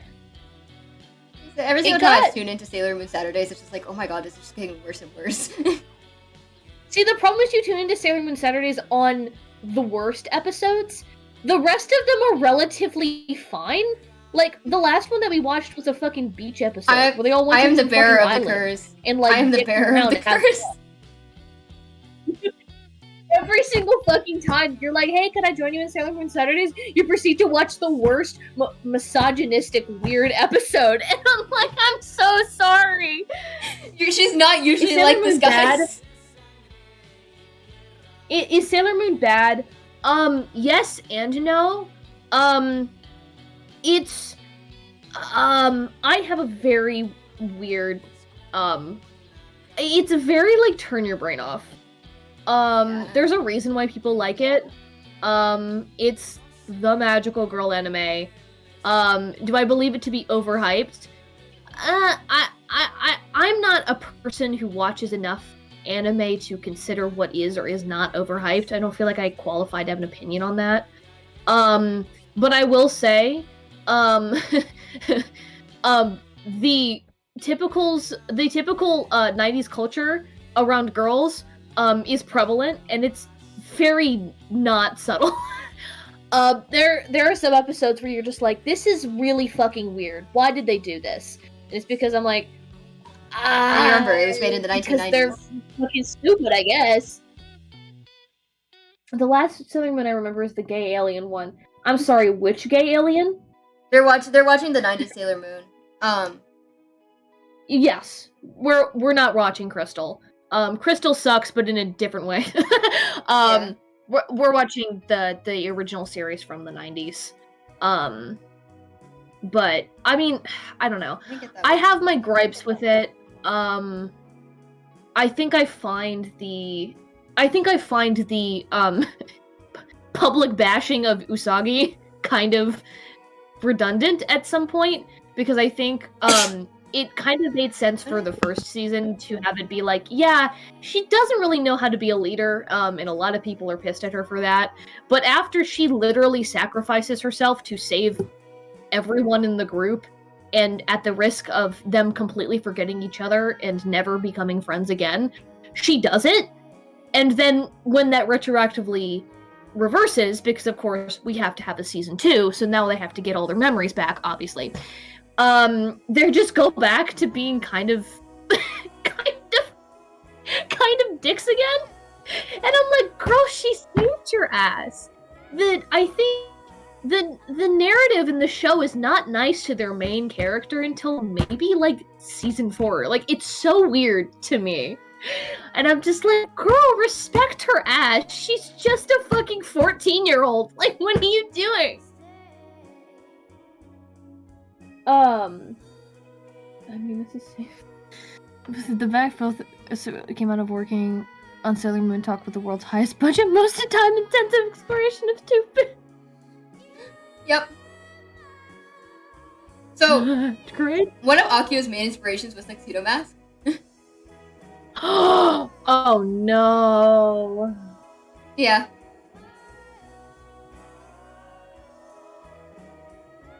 The Ouroboros is fascinating. The media exchange circle is fascinating. It's so funny to me, because Princess Tutu is like, okay, well, they're doomed by the narrative, but there's, like, some beauty in, like, okay, take care. How do you say it? There's, like, some beauty in being doomed, right? Where, like, at least you know you will always be friends, even if that means you will always be enemies, right? Which I find really nice. And then Revolutionary Girl Utena turns around and it's like, why do we have to be doomed by the narrative? What if I fucking kill the narrative? Fuck the narrative, actually. Fuck this guy. Fuck the patriarchy. Actually, go fuck your... Fuck you. Fuck you. Fuck you. You're cool. Fuck you, I'm out.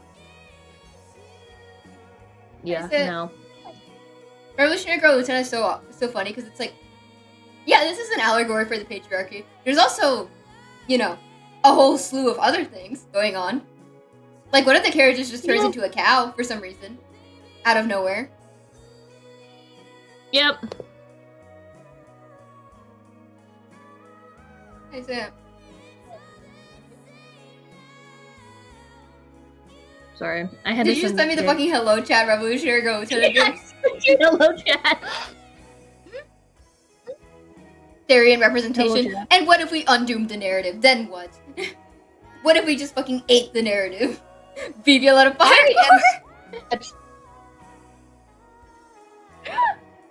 Jesus. I am such a fan of fuck the narrative. I think it's very funny to me, even though in like a thematic way it can be very like it's very thematic. But I just also conceptually like that's so funny. The nature of the show is to be theatric, and you just went fuck you. What if I actually started fighting the audience? What if I started fist fighting the people in the front row? Huh? Would you like that, bitch? Huh? That's basically what Revolutionary Girl Utena is about. It really is, which was my main inspiration for like the ending of Envy. Que es eso, se come. Where like at the end of Envy, V eats the audience, and I was like, it would be so funny if this is also a Revolutionary Girl Utena reference. I'm sorry, chat. I've been so ill over this show for the past like however many years. And like it's recently come back in resurgence and it's like actually killing me. So I need to get it out of my system. And onto my plate. That's so real though. I believe that. I believe that so much. Because in Revolutionary Girl Utena, instead of like doing what V did, which is like directly grabbing the audience and like fucking chomping down on them, right? What Revolutionary Girl Utena does is a much more like high theater standard of doing it, in which like right before each battle it's two girls talking and it's like supposed to be like their reaction to what's happening, right? Which also reflects maybe what the audience is thinking, not always, but like maybe what they're thinking. And at one point, this isn't a spoiler, but it does happen later on in this series, where Utena is like talking to one of the girls who is like occulted by shadows, right? And Utena turns to the girl and goes, "Hey, you're kind of a creep." Like, you're kind of a freak for just, like, watching me do this shit. I am 14 years of age. And she's like, "Gah? What? I'm just the narrator." And Utena's like, no. Freak behavior. And she kind of just walks away. And, like, you just don't see her for the rest of the episode. Which, in my heart of hearts, is because the fucking narrator was so embarrassed that she just did not want to see her again. That is so funny. What? That's hilarious. And then any bitches character still watch you've ever Revolutionary made Girl. looking at you directly in the eye and saying you're a freak and leaving is so funny. Fucking turns to you. Vito, would you still love me if I was a narrative device and I turned to you and I said, "You're kind of a freak," and I walked away?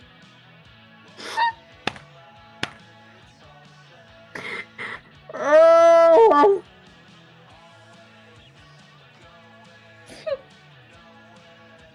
Narrative device my ass. Me from a rooftop. Me from a rooftop sniping timeout.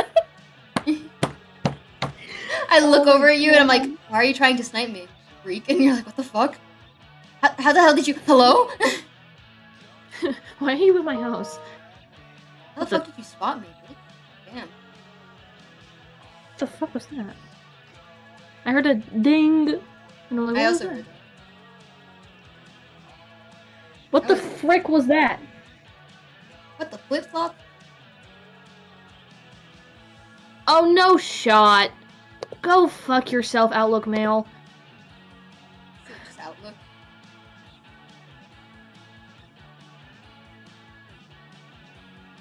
This show is so old as well. Fucking, that was Zolzer's reaction to me fucking talking about it. He's like, "Wow, this show is fucking old," because he saw like a screenshot of it, and he was like, "This show's old as fuck, actually." And I'm like, "You motherfucker." You suck. Do you know that? He's like, "Why do you like something so old, V?" And I'm like, "Why do you fucking be so old, bitch?" Yeah.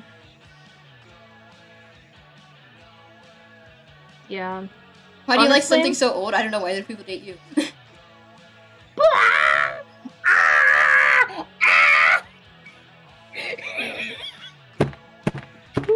Okay. Oh, God, I love friendly fire.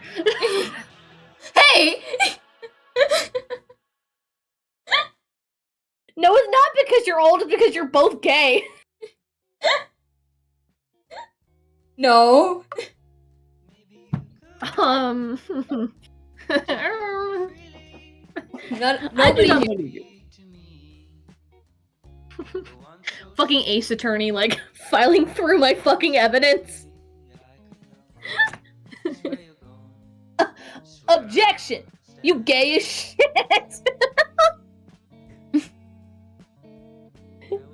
Unfortunately. Unfortunately, at this time, I was in fact straight, and he's also straight, like, in real life, so it's fine.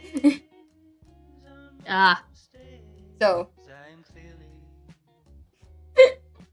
Unfortunately, it was not friendly fire. It was more so me turning to my brother and looking him in the eyes and going, fucking bitch. Ah! Never insult my hyperfixations. I will fucking ruin you. No, I don't mean that in the edgy, like, emo teenager way. It is just more so, like, you will insult my hyperfixations and I will look you dead in the eyes and I will go, I know what you fucking are. Yeah, no, real.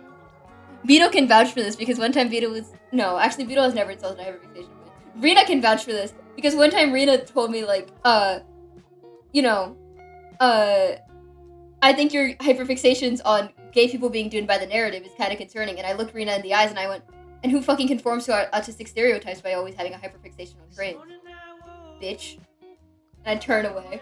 And I fucking look away. I'm like, you have to understand that, like, the minute you fucking, like, insult my shit, I'm gonna turn to you and I'm gonna, like, look at you like this. With homophobia in my eyes. I mean, not homophobia. With I don't know. With hatred. That's the word. Cotton 4K. No, I'm not homophobic. Please. Nah, that's real though. The thing between me and my girlfriend is that both of us like RPGs, right? But the difference between me and her is that I like JRPGs. I am the Final Fantasy Pokemon turn-based menial grinding for 3 hours kind of person. I love it. It gives me no stress, which is what I do not want to experience in a video game. Meanwhile, her flavor of RPG and video game in general is like Ultra Kill. And it's an experience that I've now decided, she was talking about, like, oh, she doesn't like Pokemon. And I'm like, okay, chat, for example, Pokemon Diamond was the first game I ever played. That shit means a lot to me. And in turn, a lot of Pokemon in general. So I love Pokemon, and I know a lot about Pokemon, and I talk about it very frequently. And my wife, I love her. She's like, Pokemon's just so boring, and it's like all the same. And I looked at her in the same way, and I said, you play Ultra Kill as a substitute for not taking Adderall.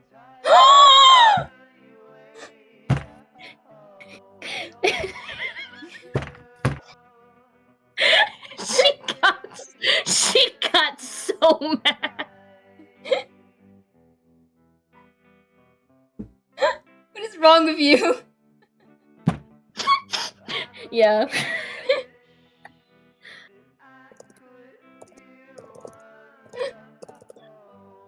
Oh my god. So yeah, no, same. You insult my shit, I'm gonna start screaming like a fucking feral cat. So, chat, any questions?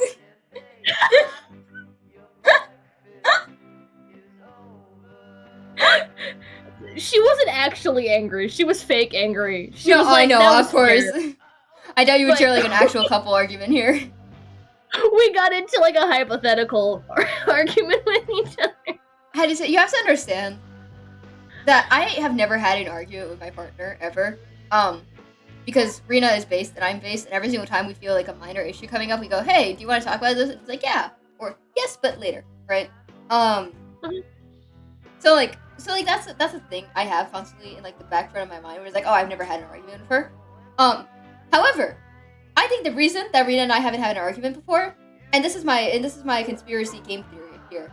My fucking dogs. Excuse you. Did you hear them? They're wailing like banshees. What the fuck's happening over there? I don't know. Anyways, as I was saying, The ghouls are in your home. As I was saying, right? I think the reason that Rina and I have never had an argument is because my fucking dogs are barking. That is not why.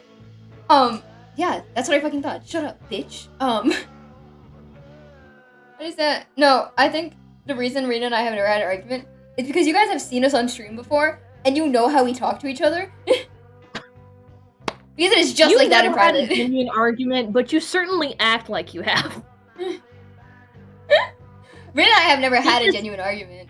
But if you fucking listen to Rina and I be in the same room for an extended period of time, Rina will be like, I believe that the characters you like are mighty cringe and a little bit peculiar.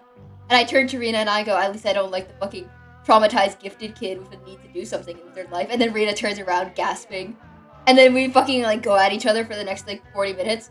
And then I pause and I go, oh, I found this thing that reminded me of you. And she goes, oh my god, show me. Yeah.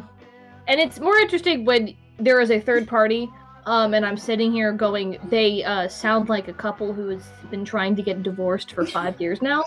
But honestly, that's the average that's the average way that you two interact.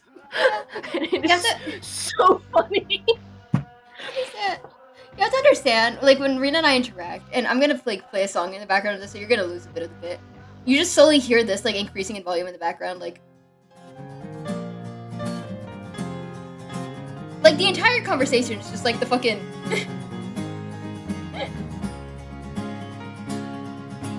I hope that our few remaining friends give up on. You just hear No Children by the Mountain Goats, like, slowly increasing and increasing in volume the more we talk. That did happen! That actually did happen with them. I did start like scream singing No Children by the Mountain Goats to get Rina to shut up when she was right about it. Yeah. I turn to Rina and I go, I hope the junkyard a few blocks from here someday burns down. And she goes, what the fuck is wrong with you?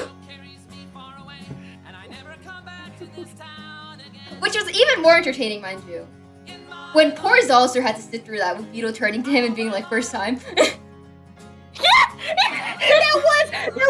that was the chat. First time that was it the first time that I ever talked to Zalster? I think it was. It was the first time you spoke to Zalster like one-on-one, like out of stream context, right? It was also the first time. Yeah, right. That he sat through a VC with Rina and I being there for an extended like period of time off stream, right? Uh-huh. So for context, Rina and I were playing a game together. I'm not gonna say what game because it's kind of embarrassing, but we were playing a game together. And it got to a point where I was trying to play the game, and she kept on blowing me up and killing me in the game, and I couldn't do anything. So I turned to her, and I go, this is why no one has ever loved you. And she goes, wrong, you love me. And I go, yeah, because I'm isolating you from everyone else that you love. Which is a normal response. And poor Zalster is sitting here, because he was having a conversation with Rina before this. Mm-hmm. And they were like talking normally. And then all of a sudden, Rina switches gears, because she's talking to me. And this poor man has to sit through the like worst fucking divorce conversation you could ever hear in your life, because we're not screaming at each other, mind you. Rina and I don't scream at each other. We fucking fuck with each other, like to the point where it sounds like genuine insanity.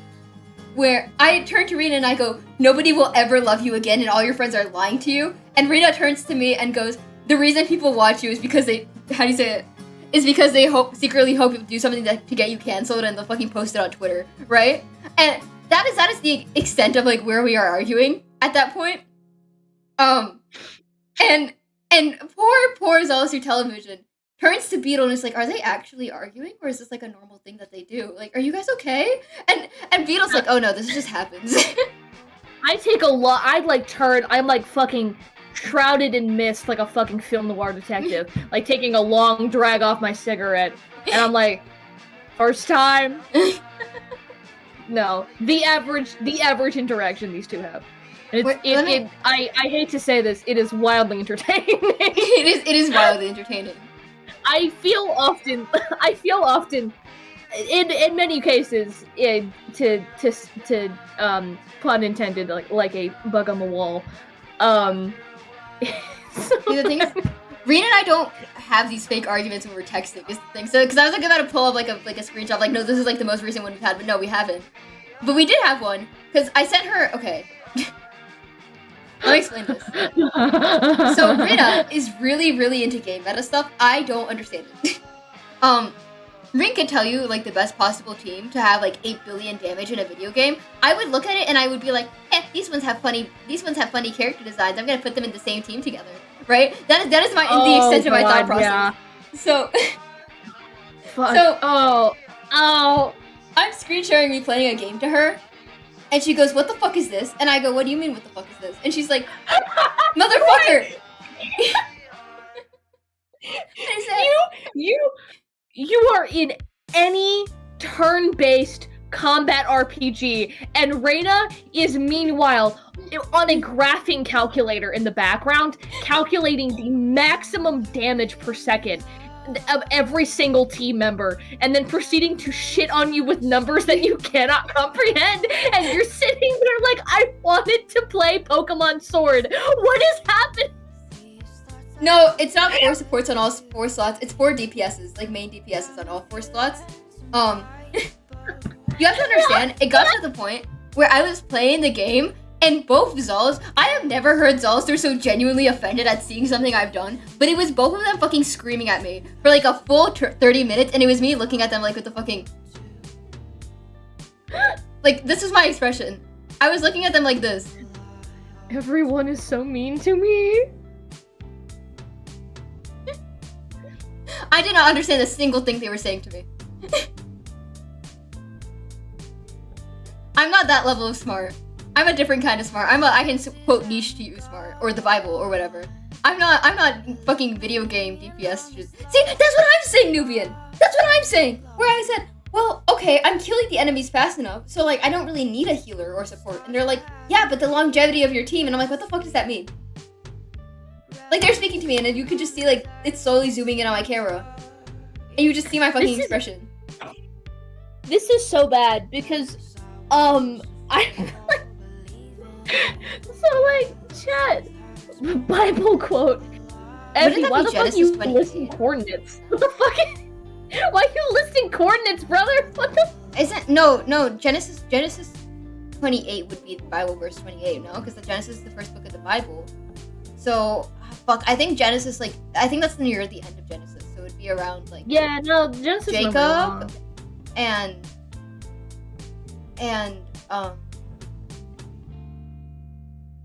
I think it's maybe Jacob leaving his family, but I'm not sure. I might be lying to you here. I think it might be, like, fucking... What's he say? I think it might be him, like, not marrying a woman because she wasn't of God or something like that, and then having to go or something. I'm not sure though. Don't quote me on that, chat. Let me double check my information. Mods, Bible research. Mods, let me Bible research real quick. Yeah, it is. So Isaac called for Jacob and blessed him. Then he commanded him, do not marry a Canaanite woman, but once Padan-aram, which is the house of your father, to the house of your mother's father, Peniel.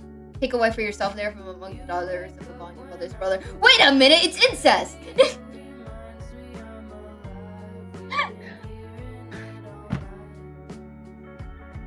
So it's like the one fucking Scott the Woz quote where the guy's reading the Bible upside down. It's like, I just got to the part about cannibalism. He flips it right side up. My bad. Incest. Yeah. Yeah. What Ratatouille image? Yeah. Chat. Welcome to the Bible. You may not have heard about this book before. Or maybe you have against your will. Probably. Definitely. Here's his handy dandy book called the Bible. I forgot that was the incest passage. I forgot I was reading incest. I have not opened a Bible in my life. I think that's okay. That's okay. Keep it that way, actually. Vito, what do we Yeah. think? Do we fucking do this? Or do we, I don't know, because I do want to like have some like blurry face, but I don't know if this is better. Let me put on my gay glasses. I have a different idea. Okay. I guess the first question I was gonna be asking is like, I guess it's like if you're going to obscure it, where do you want the focus of the piece to be? Is I guess what I'm asking. Yeah. I still haven't read most of the Bible. I really need to get around to it, so I start missing references in basically all the media. I don't recommend reading the Bible. As someone who has read the Bible over, like, I think 13 times now. I am a fucking obsessed with Endercheeks' Super Nubian being like, God, we need to expand this Wikipedia. Let's do Bible research for Violetta Fire. I'm reading. Like Violetta Fire reading. Wi-Fi? Is my Wi-Fi cut out? I don't think it did. That might just be me, though. Hello? Is my Wi-Fi gone?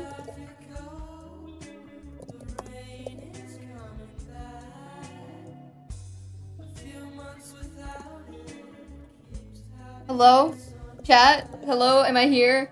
I'm not getting a notification for when I have to reconnect, though, so that's my main issue. Where it's like, I don't... Can we loop 10 back 10 seconds for me? Oh, shoot. Oh, okay. Shit. I'm fine, I think, but... Yeah. Okay. Well, I'm glad we're back to normal. You want to re-say your quote about Nubian and Endercheeks real quick? No, I was gonna say that, like, I'm super obsessed with the idea that it's just like fucking like studious academia get up, like doing required reading for Violetta Fire Wikipedia page, and it's just fucking the Bible. It's so funny to me. You're like, I wonder what Matthew 28 relevance has to this Minecraft server. And it does! It's the worst part. Matthew 28:20 was an explicit reference there. There's so many little guys, you can redeem more now.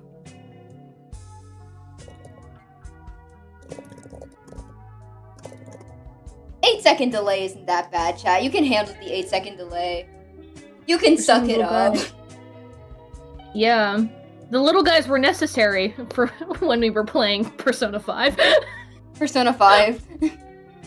Persona 5 is such an insane game. Why do so many people recommend that to me? Said with love in my heart. I was able to watch the first stream, but I wasn't able to catch the second one. I'm like genuinely like watching you play it has made me want to play as well. We get to kill a pedophile. What? We get to kill a pedophile. I know, it's great.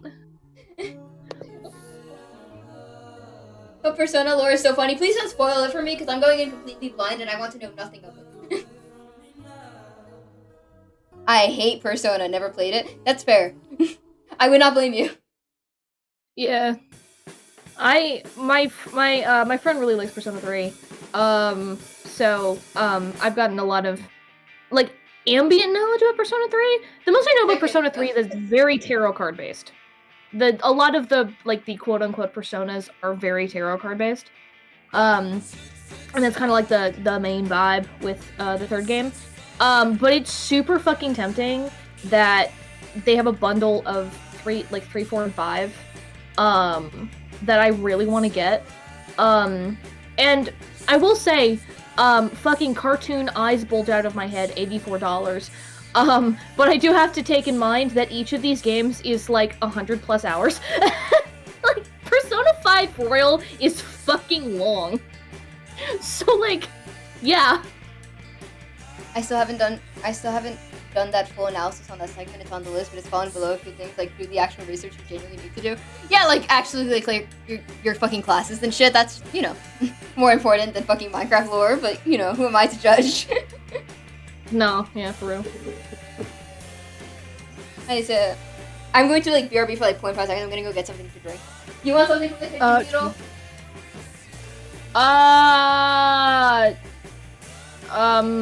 Eggs?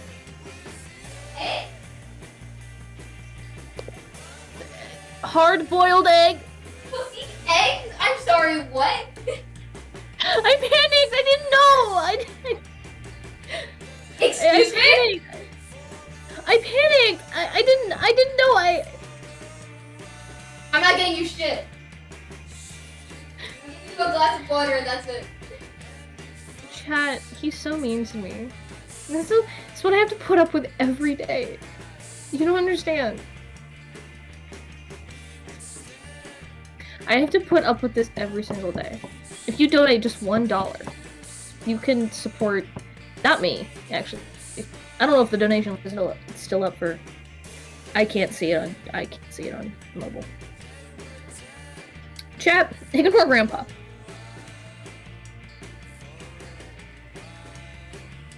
Performances and further animation.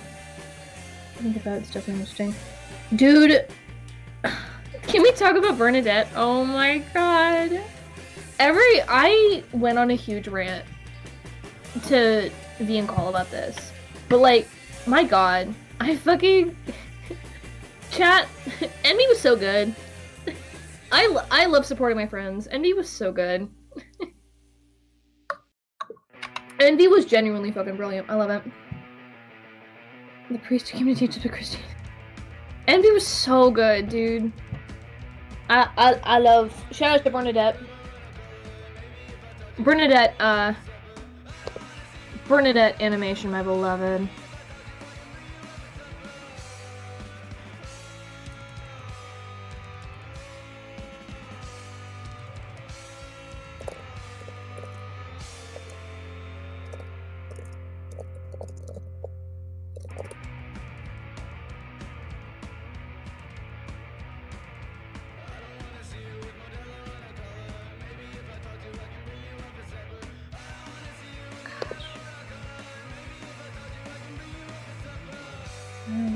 The development was great. It was so, like, yeah. Especially since the majority of Bernadette that I got was through, like, screen caps. So I got individual frames, and then I was like, oh my gosh!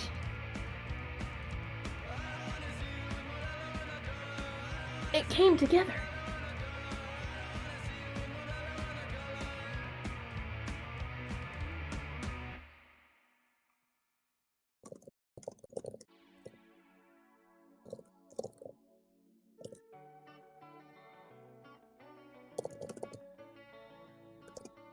Hey, I'm back. Sorry. What were you guys talking about?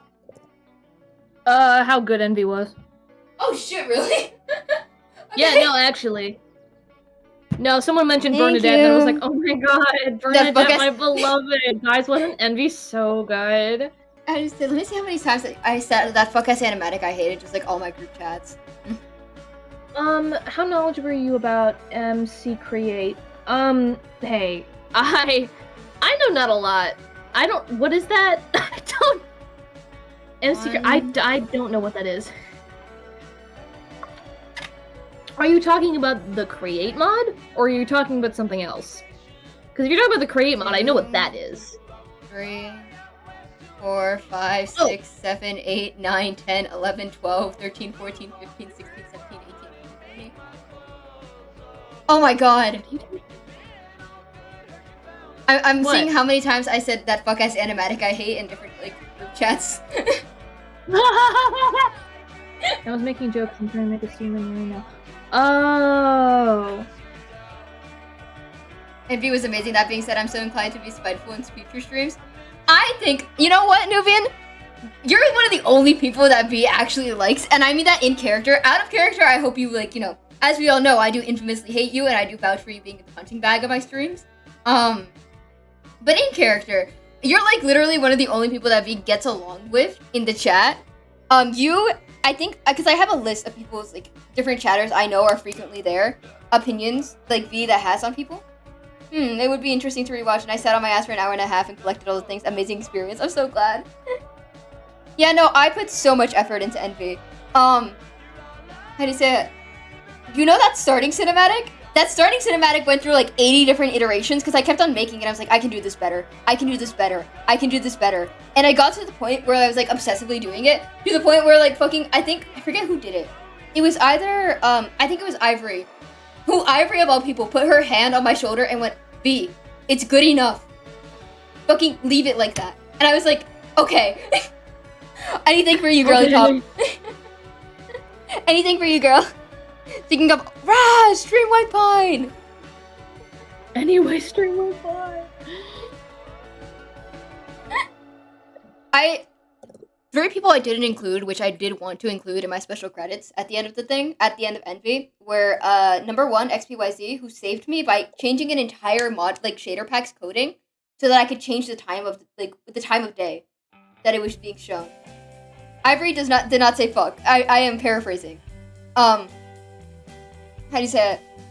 So that was so XPYZ, huge thank you to XPYZ. XP genuinely like saved my ass, because if not, Envy would have had been delayed because all the files corrupted and they showed the wrong time, and I didn't know what to do, and XP helped me fix that.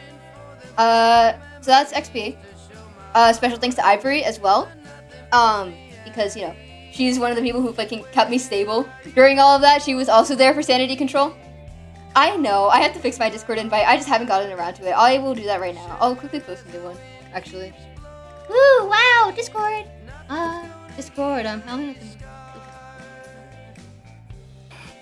There we go. There we go, and here we go. Whoa! New Discord invite, but that's the Discord, and thanks to Ivory for keeping me stable during that, and also thank you to the producer of White Pine, and longtime friend of the channel, Alana, who also kept me stable during that, because Alana would be like, this is really well made, and I would be like, okay, I can definitely fucking show this. Never mind, I'm good.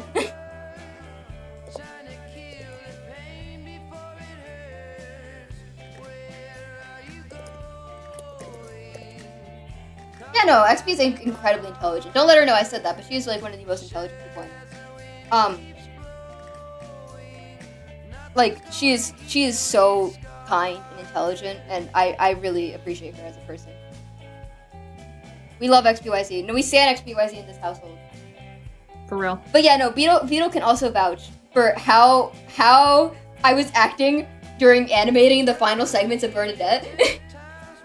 Yeah. You want to explain how that felt from an outside perspective before I go into like how I felt? Let me be clear, chat. I did not know, because I either was not aware and I just completely forgot, or I didn't know if I was told. I thought I knew Envy was happening. I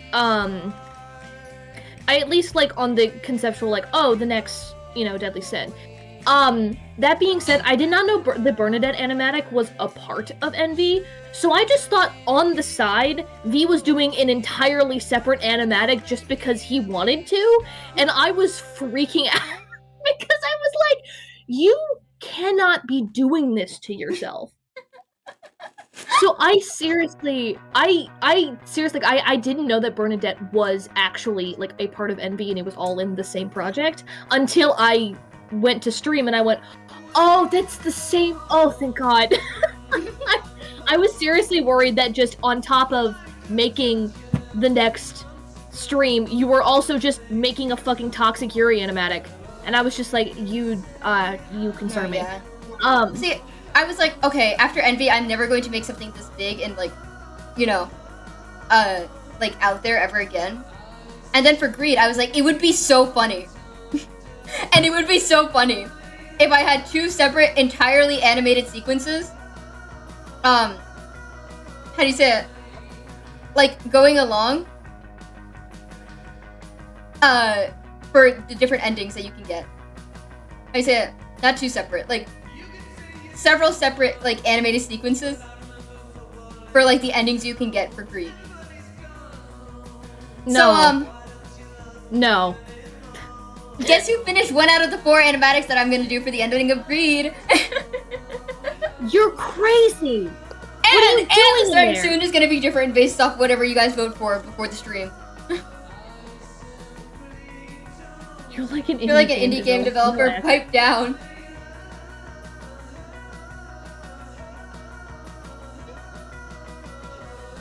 My main thing with Greed, and I can say this now, and you guys can quote this later if you want. I'm suddenly very concerned about your health. The only thing you should be concerned about with my health is whether or not I have enough riz. My No, God. I do not work myself to the bone for this. This will be out in 3 weeks.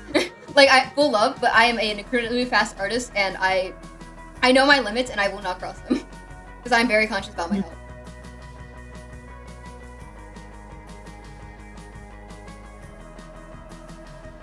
That being said, though, by the end of Bernadette, because Bernadette is actually the most like out there thing I've done in a while. By the end of Bernadette, I was considering just like taking a small break from drawing for a while because my wrist hurt a lot, and I was like, "What the fuck am I doing?" And I put on my arm brace. So I was like, "Okay." Oh Lord. So I was fine afterwards. But yeah, no, I had Bernadette, and that was a whole thing. Enter Scene was also a whole thing, but that was because I needed voice lines from both Pachytus and Divi, and that was a hell on earth experience to get, due to neither of their faults, mind you. But it was just like me grabbing both of them and being like, "Give me your fucking voice lines," and being like, "V, enough," and I'm like, "Give me your fucking voice lines." But yeah, no. The whole thing with Greed is that it is mostly entirely me on my own. Because with Envy, the whole thing of it was like a character study of V compared to other people, right? Yes. But that's not what I'm able to do with Greed. Greed is all about me, baby. That's the whole point. Greed, me. Me. I will be uploading on YouTube. I do want to make a specific kind of video before I upload anything to YouTube. Because I've been meaning to make that video for a while. And I want to do that before I upload both Bernadette and Enter Scene. Because Enter Scene is the name of the beginning. Animatic, by the way. Like the one with Divi's, like the Divi character and the Pachytus character and my character talking. Whose names are Quinn, Kane, and V, respectively. So, no, whose names are Kane, Quinn, and V, respectively, right? But like, before I post any of those, I do want to like share everything clear before I post that on my YouTube. So that's just a me thing. I will upload it sometime this or next week. But yeah, no. So the whole thing with Envy is I was like character study, comparing it to like, other people, like comparing my character to other people. And then for Greed, it is all about like me, the character. However, I have had to instruct someone, because I have someone like doing something with me for it. I have had to instruct someone how to play a character they did not make, invent, or write on their own. And because of that, that poor person has been on the receiving end of like a billion-page document, and they have done a perfect job of playing that character so far. And like the capacity they have to like actually process that character. But it is just like, you know, that poor person has been on the receiving end of like the actual planning I do for the streams. Because most of the times, every single conversation in Envy was scripted. I'm saying this now. I wrote those scripts. That dialogue was entirely me. Yes. Yes. Yes, it was. Chat, yes, it was. I know because I fucking read it. I know because I was the one who read the fucking monologues. But yeah, every single exchange of dialogue there was written by me and by me alone. So I was the one who was thinking of the characters. And in certain instances, how do you say it? I allowed people to write their own characters because I had confidence in their writing, right? You scrolling through the Envy doc was insane. No, because it wasn't even the fact that that was the Envy doc. It was that doc had links to other documents that had the scripts, right? So the Envy doc itself was 20 pages for reference. And each of the script documents was from anywhere between 5 pages to 10 pages, right? And I had, I think, about 8, 9 scripts going on. So that was the whole thing, right? So that's that, right? Greed, on the other hand, is completely produced already. It's already like ready to go. I just have to finish like certain things, and I have to have this person available on the same day that I am available, which is a bit complicated. But yeah, that is what's happening for Greed. My main thing is like, wrote down everything for the scripts, so nobody had to go through what I have to go through before the things that I make. Which is, I am really focused on characters, and I want the characters to feel real. Like I want you to feel like you're listening to a conversation that people are having, while keeping that dreamlike feel that I've made all of my scripted streams have, right? And nobody has been on the receiving end of me actually making sure that the characters are well made and they have a specific style of dialogue. Because, they just receive a script and that's the end of it. Like, they receive a script and I give them, like, how to act this, and I ask them to refilm it if I don't like it, right? Greed, on the other hand, has someone doing this with me live. Which they have done nothing but be incredible about. I, on the other hand, have been completely insane, and have given them, like, a 30-page document that they had to read through of, like, their guidelines for the stream and how they were supposed to speak, supposed to progress the stream, and supposed to do certain things, right? And how the character they are playing is supposed to act and supposed to be, right? That's insane! Nobody should have to go through that. That's an insane thing to ask of someone, and I want to thank my co-actor for that. So much. But yeah. You guys do not know the amount of production that goes into my work. That's fucking nuts. What the hell? I just said, wait, I'll need a music character and you'll understand, right?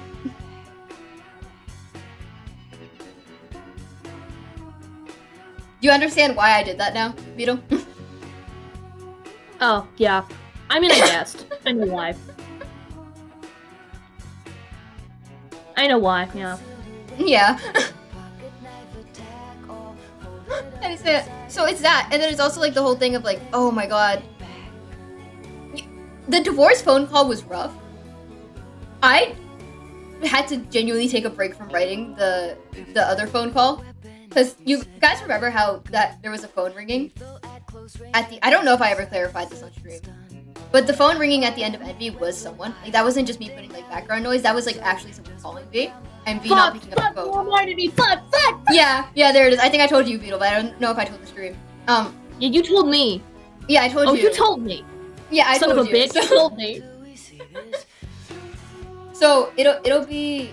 Let me lower the volume as well. So...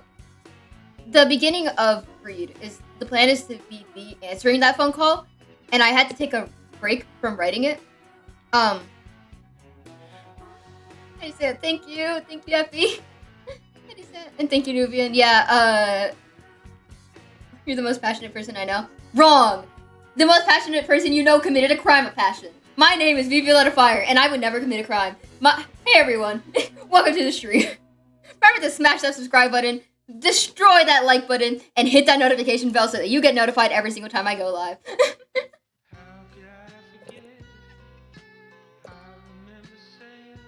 Yeah, no, I had to take a break from writing that phone call. Because I just got really sad for my own character. And I never get sad for CV because he's a motherfucker who deserves to die. Yeah. That whole thing makes me... Yeah, because you know what their argument's about as well, because nobody else in chat knows that. I did info dump the entirety of what their argument was about to you. I know, and it's so good and so sad, and I want to cry. Yeah. I'm perpetually astounded by the quality of this game. I have no clue how it goes into the background, not knowing anything about the production, but I can see the effort and passion in it. Thank you! Yeah, no, I do pour a lot of love and care into my streams, because I do want you guys... I never want anything I put out to be subpar, because I have respect for you as the audience. I know I fucking like make fun of you a lot and I critique you a lot, but I want you to look back at this and think of something that you genuinely enjoyed because it was good and not because it was something you were told to enjoy, right? I'm not sure if I said that clearly because my fucking mic did not pick up, but I want you to look back on it and like it because it was good and not because you felt like you needed to enjoy it, right? So, Oh, hey PK Raiders! I'm just yapping about lore stuff right now, but hey, welcome to the stream! I hope your stream was well. I hope the Minecraft SMP you were playing on was fun. What were you guys up to? What were you guys doing? Also, I will be... One moment. Real quick. Beetle, yap to stream real quick for me. Alright. Good morning. Welcome, Raiders. I'm not Violetta Fire. Violetta Fire is doing something else at the moment. Hi. I'm Todd Howard. No, I'm not. Hi. I'm some random wet cat that Violetta Fire found in a trash can one day. I am back. Sorry. And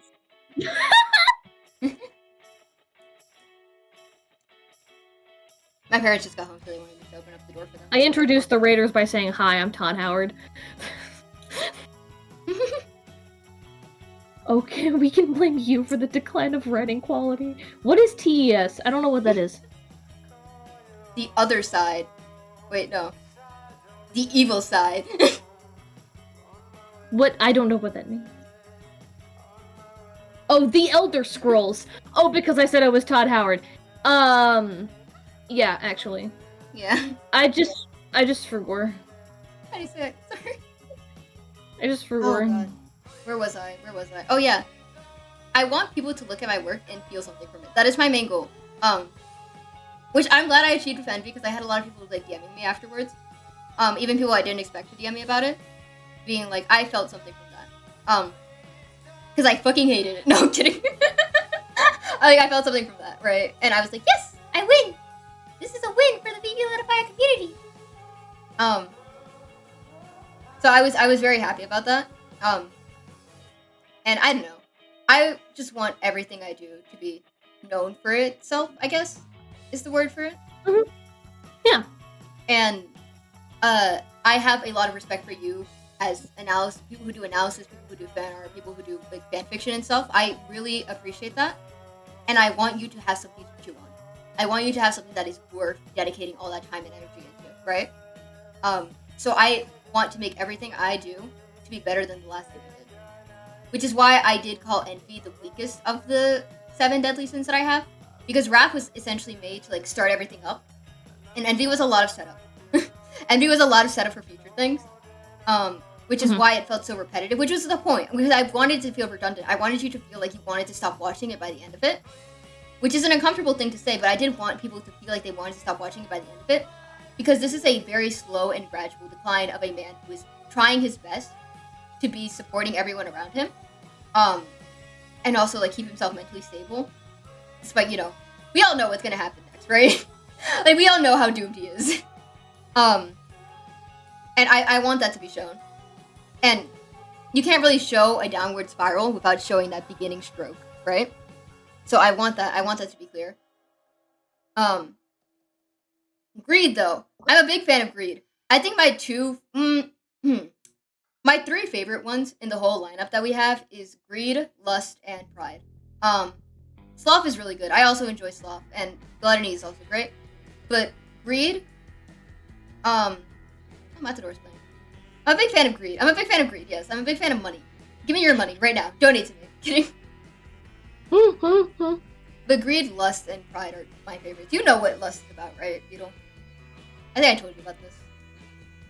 You might have. I might have. Grandpa has limited brain cells. Yes. Here, wait, I'll DM you. I think you. Oh. Yeah. That's what we. That's okay. Were you able to recover those files, by the way? No, I'm gonna have to redo all of it. But Oh, I'm so sorry. I interject. I can definitely help wherever you want. Yeah, no, it's wherever you PK, who rated me, my go is actually helping me with a lot of the builds. Thank you, PK. Fucking oh my god, PK. But yeah, no. Go back to my roofing duties. Lust is great. Lust is one of my favorites. I also decided to make Lust have a lot of animation in it, but it's different because it's a bunch of how do I explain this? Avatar. I really hope chat manages to be normal about a stream titled Lust. Yeah. I will be calling that out though, because I don't know if you've noticed this, but in every stream I have done something with the Arrow Ace Pride flag. And in the beginning of Lust, I'm just going to make the full intro shot in Arrow Ace Pride flag colors. And if that doesn't get the message passed, I don't know what will. Yeah, your version of bisexual lighting. I have not noticed. I only noticed it once. Wrath. That's It's the fair. fucking looming arrow ace flag with an arrow pointed to CV in parentheses. Does he know? Does he know? Does he know? Once it becomes normal, I think he will. If he becomes normal. Once again, I don't know where my story is going. I have the routes planned out, but like I don't know where my story is going until the audience points me in that direction and goes, "We're going here." Like even up until the ending, I will not know where my story is going. Yeah.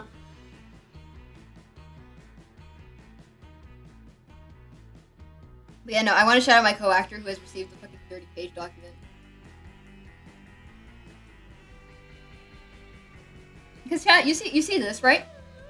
You see me like talking about it, and you see me like giving you the final thing, which may give you a glimpse into my dark and twisted mind, but it doesn't give you like the full visage. Thank you so much for the follow, super texty. Of like what's going on.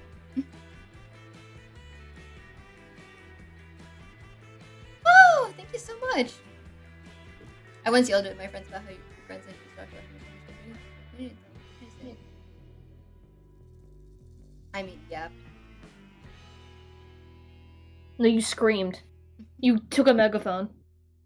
I said, You took a megaphone, you were like, twitch.tv/ViolettaFire. I would, actually. I said, listen, I built it. Even if my community is small, that doesn't make it lesser, you know?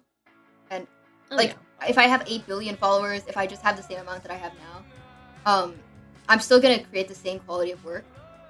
Or I hope even better, right? Mind you. Like, this quality of work, if not better. How do you say it? Because I want you guys to have something that is good, right? It doesn't matter if it's, like, a small amount of you, or if, like, I don't get as much attention as everyone else. I don't need that attention, you know? I really don't care about it. My main thing is that I want to create art, and that is the art that I want to create, you know? Mm-hmm. Eventually, once I'm done with all this Minecraft shit, I'll make a manga. And then you guys will have to actually suffer. All those Yuri one-shots that I have fucking sitting in my folder, they'll fucking see the light of day. They'll be released. Once I'm done with all this Minecraft shit, it's really fucking funny to me. Yeah, once I'm done with all this Minecraft shit, once I take off my training wheels, you guys can see me actually do shit. Insane that the training wheels imply Minecraft roleplay.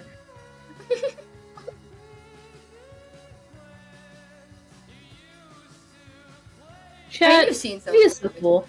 Aw. I have. Chat, V is so cool. I enjoy being friends with you! !Parasocial. I don't know you. I don't know how the fuck you got into my BC, actually. !Parasocial. I also have !boundaries with an entirely separate message.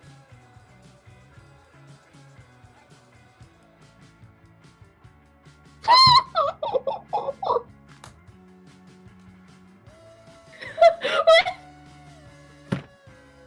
You invited me! No?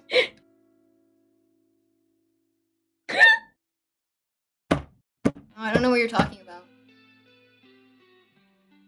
Chat, do you know what this insane person is talking about right now? Because I don't.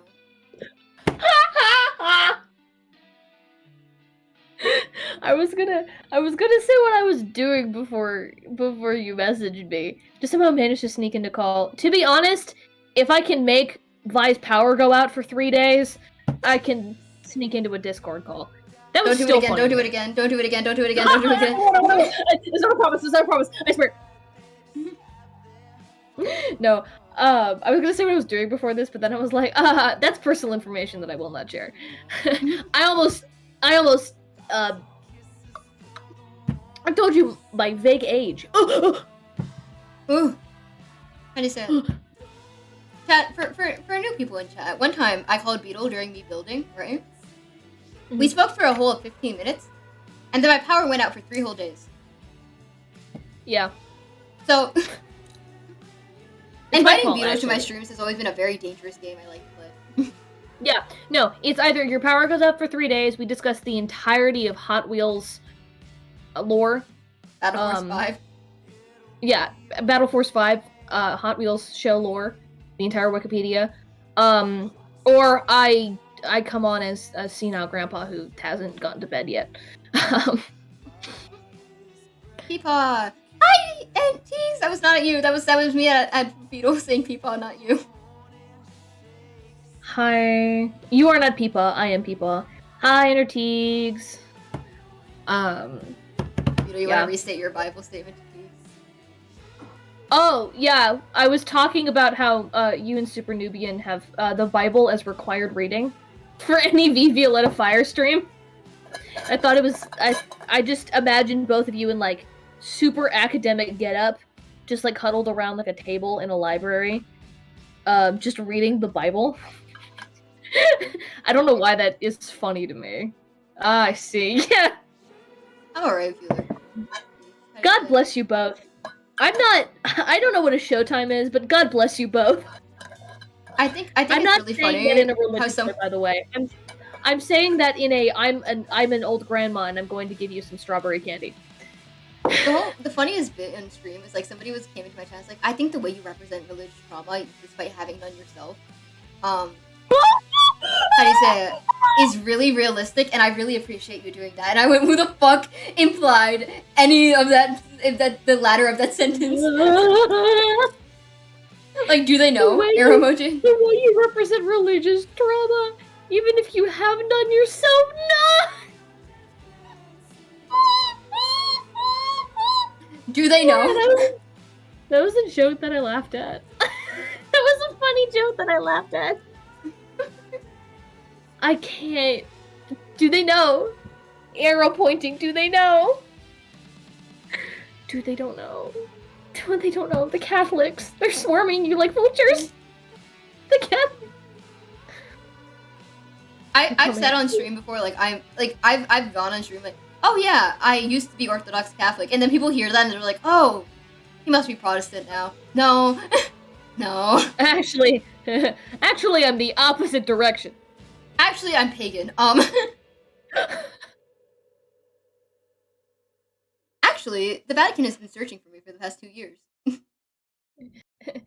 Actually, I am a wanted man in the state of Rome. In Vatican City, they want my ass. In Vatican City, they want my ass. And let me just say, kind of a celebrity. Kind of a celebrity. I'm the most wanted list. I am the most wanted man. Yeah, listen, chat, I went to Bible camp for 5 years, and I said, never mind. And then you said, I watched the TV Glow. Sorry. I went to Bible camp for 5 years, and I was like, no. With the Bible solely for academic reasons, same with the Quran. Yeah, This was funny. I heard this from a RT Game video, but RT Game, the guy, he's an English major. And he comes in, he's like, chat, hold on, and he comes back with a full copy of the Bible. And they're just like, what? It's like, we know you're Irish, but he's just like, listen, I'm an English major. This is one of the most influential texts in history. Of course we're gonna read this! It's true. So, like, on a basic, like, academic theology, like,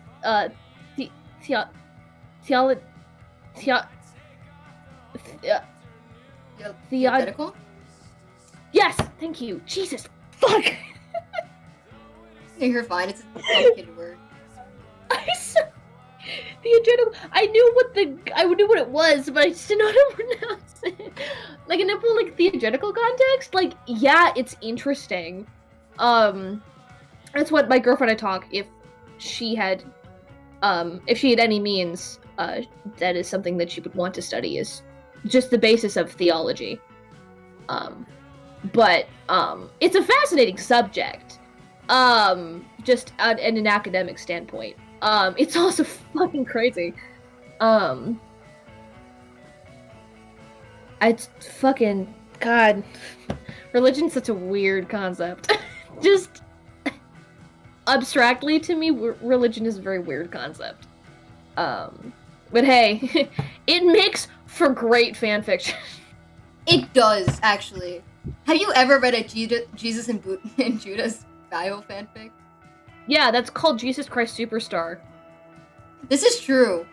Jesus Christ Superstar is a really good fucking musical for the record. Good dude. Oh my god.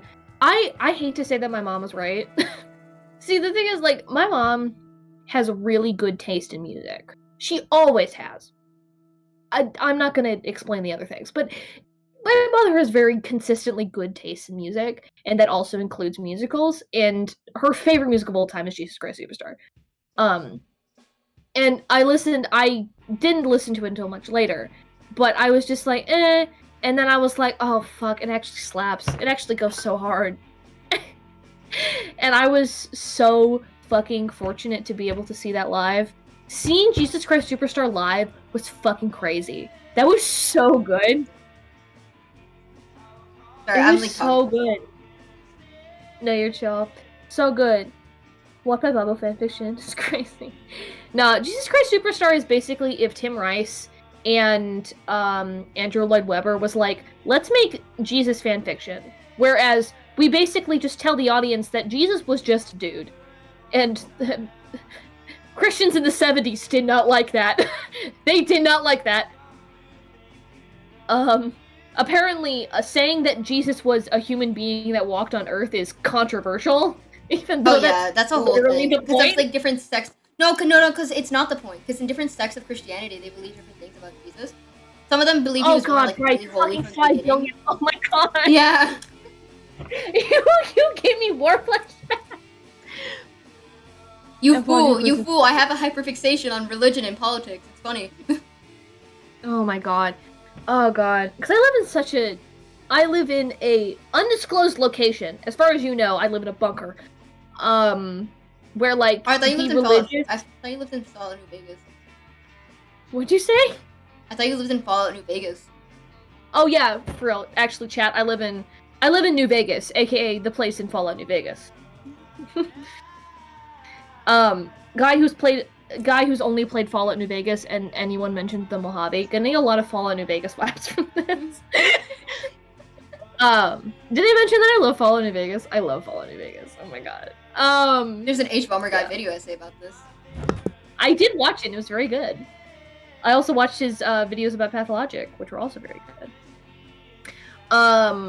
But like I have been subjected to so much Christian sect bullshit just because like people are so particular about it. To a point where I kind of Pathologic mentioned, yeah, it's a game I want to play someday. I'm really bad at playing video games. I just don't have the retention as much. But that's one that I really want to play. Alongside finishing Fallout New Vegas, because I genuinely love it. But like on the topic of religion, sorry. Anyway, speaking about religion, Fallout New Vegas. Oh my god, Fallout New Vegas. On the topic of Christianity, no, but it's the splitting of hairs is so like microscopic to a point that like I kind of have to turn to them and be like, you don't have to care that much. It's okay. You all believe in the same guy. It was it was literally never that. It was not that deep, bro. It was never. I have a story that I want to say to you. I don't feel comfortable saying it on stream, but I have a story that I want to tell to you because I think it's absolutely put hilarious. in our DMs and we can talk about it later. Okay. How do you say it? No, what I've been following, like the rabbit hole I've been really into recently, because as we all know, Chad, I gained hyperfixation like who gains the sun, once in a millennia, and it is always tragic. I have been really into,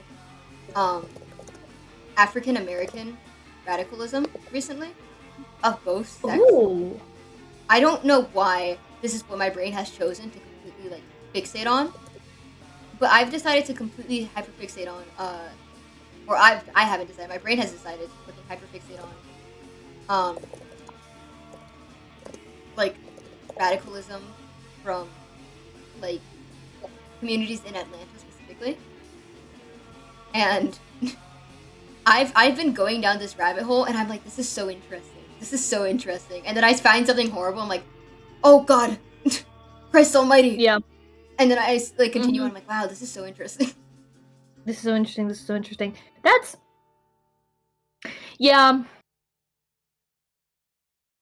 That was me. My one of my essay projects was on transgender. I say this in quotation marks. Transgender representation in slasher horror films.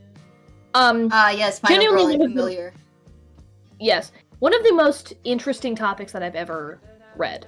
And given I wrote that paper before I Saw the TV Glow came out, because that was last year. A couple years ago. I don't remember when I wrote it, but it was before I Saw the TV Glow came out. So already I'm like rereading this and going, I could add an entirely new subsection that's like 5 pages long just on I Saw the TV Glow. But it's also like, it's one of the most fascinating concepts I've ever researched, but also by the end of it, I was so emotionally battered that I was like, I can't do this anymore.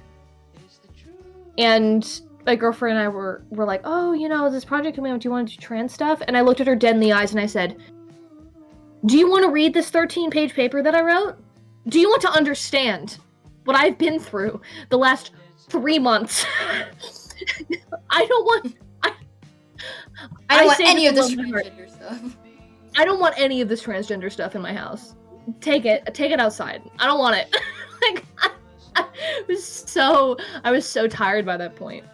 I Saw the TV Glow. You mean my favorite movie, the one that cried? Oh my god! Yeah, I Saw the TV Glow. Really good. I'm so glad that more people are watching I Saw the TV Glow. Yeah, I cried 5 separate times watching that film. I saw it with my girlfriend. It's her favorite movie as well. Yeah, you live blogged it to me, and I was also very happy that you enjoyed it because I love it so much. Where's my? I need to see my live reaction to fucking. No, you know what my live reaction was? Oh, here it is. Let me quickly just copy and paste these into my drawing program. Okay. That's true. Oh, excuse me. I'm gonna keep the sobbing there because it's plot relevant.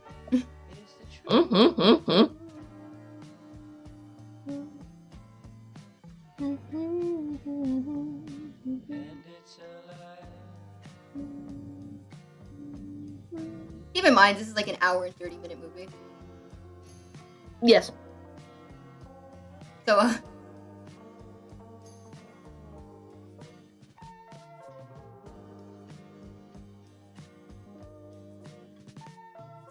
there it is. Here we go. You can see me reacting and relating this to fanfiction that Beetle wrote, which you should read, by the way. It's on AO3. It's we see you, Opal. But Opal, fake you, Falb. Opal, fake you, motherfucker. I forgot how I reacted. I never remember what I say ever, so this is really funny reading back. Oh, shot. Opal, fic again. 20 minutes left. this is that thing was the name of Beetle's character, by the way. But it's just. Oh shit. Yeah. No, it was me referencing the Bible, remember? Because I was like, oh, the Cain and Abel references in here. And it got worse. It got worse. Never show a film to someone who likes, like, the Bible. Because they're gonna be, like, getting a lot of Bible vibes in here. Heard my reaction on accident because I was talking about something and then at the end I start crying. No, seriously. Like, I saw the TV Glow, it was like, okay, if I'm allowed to go on a rant for just a brief moment. So, I get the perception of the very important message that I got from I Saw the TV Glow. And I think is a very important message overall for kind of the projection of what, at least, horror is in general. Of specifically, like, surrealist horror and queer horror, because, to be honest, horror has always been inherently queer. You cannot take it out. I think what fascinated me the most about it was that after having done so much research about specifically like transgender allegories and transgender like quote unquote representation in slasher fics, like slasher films especially, was that, especially when I saw the TV Glow, I think it's the first time, at least in a film that I've seen that's been overtly marketed as a horror film, that the inherent horror tied to transgenderism was not the fact that transgenderism is the monster. It's the fact that the process of those who are being actively suffocated by the means of society and conformism is the horror. The act of internalized transphobia is the horror rather than the being trans itself, which is such a complete role reversal. And it's like the first time that you see something like that and you're like, oh, we're not the bad guys. But the experience that we have is inherently kind of horrifying in its own way because of what we have to fucking put up with. So, like, you know, someone who researches horror films a lot, specifically a lot of slasher films, having a lot of knowledge and background on that, and then watching this movie, and I think my molecules got rearranged. my DNA, someone CRISPR'd me. Someone performed CRISPR on my RNA. Like, Someone put me in completely got the rearranged. CRISPR machine. Also, No, literally, they put me in the CRISPR machine. They put me on toast. Hi, Izzy. Hi, hello. Hi, Izzy. Hi. Hi, Izzy. Huge fan. Hi, hello. Sorry. I like pause. No, it's okay. I do not know who you are, but hello. We are talking about horror media right now. We're talking about horror media. Well, V Paint's the worst man alive. I hate this guy. But, yeah. I saw the TV Glow. I loved it very much. But it was one of those films where, like, I could only watch probably once. And it would take me several years to watch it again. Because, like, it was such, like, an emotional experience. And I have no idea how my girlfriend went and saw it a second time. Because I was like, I can't watch that ever again. And she's like, but you liked it. And I'm like, yeah. Yeah. Fortunately. Yeah. Yeah, I did like it. Unfortunately, my body needs to be cryogenically frozen. you need to remove me out of the popsicle in 50 years time. See, I have two pieces of media that I truly enjoy a lot. Number one, Revelutionary, obviously. And I like gesture to it. And I have rewatched Revolutionary Utena. I like checked my watch like a total of 8 times now. I think. I might be wrong. I might be closer to 10. I'm honestly losing count because I just keep on rewatching it. That's fair. Because it is a tragedy, and I keep on rewatching it, and I'm like, maybe it'll change. And we're gonna sing it again. Like that's how they get you. And that's how they fucking get you. Because I keep on rewatching Revolutionary Road 10. I'm like, well, it'll be different next time, right? And then it keeps on being the same. Because, like, maybe I'll catch a detail here. Maybe something will change. Maybe the ending won't be sad or bittersweet or even tragic. Maybe I'll feel better. And then I keep on watching it, and I keep on staring at the screen. I'm like, what did I expect? Did I actually expect the show to treat me well? No! It's Revolutionary Girl 10. Of course it's not gonna treat me well. No. But it's that one. Fool. No, you fucking idiot. It's that one. That's one that got me. And then there's one that I read once every single time a new chapter is released, and I can't touch it again. And I just have to let it fester in my heart. And that is Make the Exorcist Fall in Love. Because oh my god, Make the Exorcist Fall in Love. Oh my god, Make the Exorcist Fall in Love.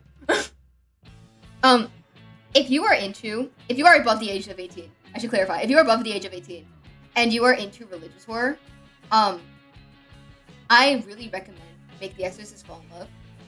Because I find its interpretation of religion to be so interesting. Like, this is so peculiar. This is so queer. I must delve into this more, right?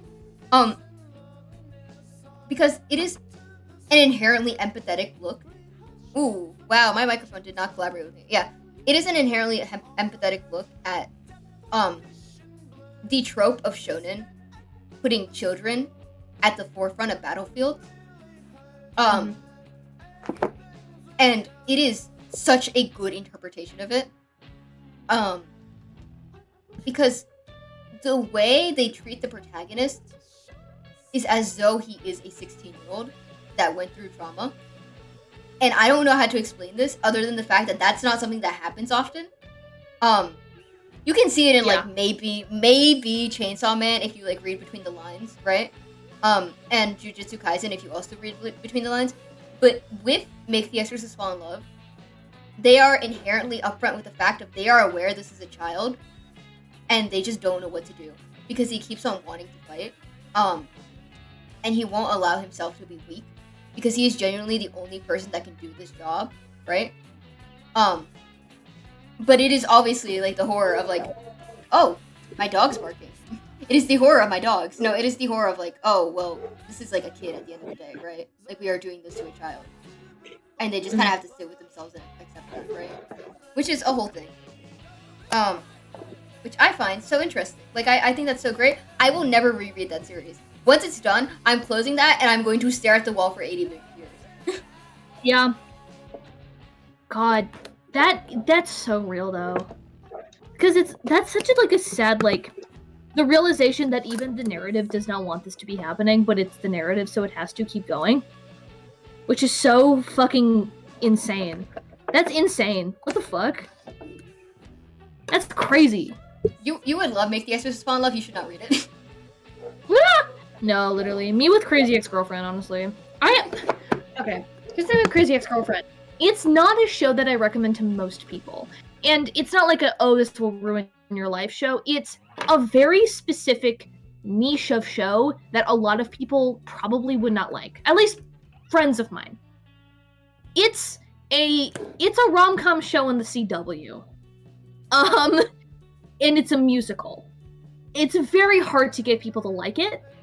Just because I think they don't. It's very secondhand embarrassment. It's very shenanigans. It's very not. It doesn't really take itself seriously, in the abstract of it. But when I tell you that this show was probably the best representation of mental illness that I've ever seen in my entire life, you would not believe me. But I would be screaming at you, shaking you by the shoulders, going, "You have to believe me. Listen, you have to believe me." Because I guess I'm saying this with spoilers going in, but they kind of address it periodically throughout the season, is that you realize that a lot of the actions, because Crazy Ex-Girlfriend, despite the name, it's about a woman named Rebecca Bunch. And she, for one summer, dated this boy. And it was close to one of the only moments of happiness that she's had. And so it's many, many, many years later. And she's now a lawyer in New York. And she's really, really famous. She's a very big lawyer. She's very good at her job. She makes a shit ton of money. But she runs into Josh Chan, on New York. And then she basically is like, I have to uproot my entire life, move to West Covina, California, and it is my destiny to be with this man. And the show projects it as a very romantic thing.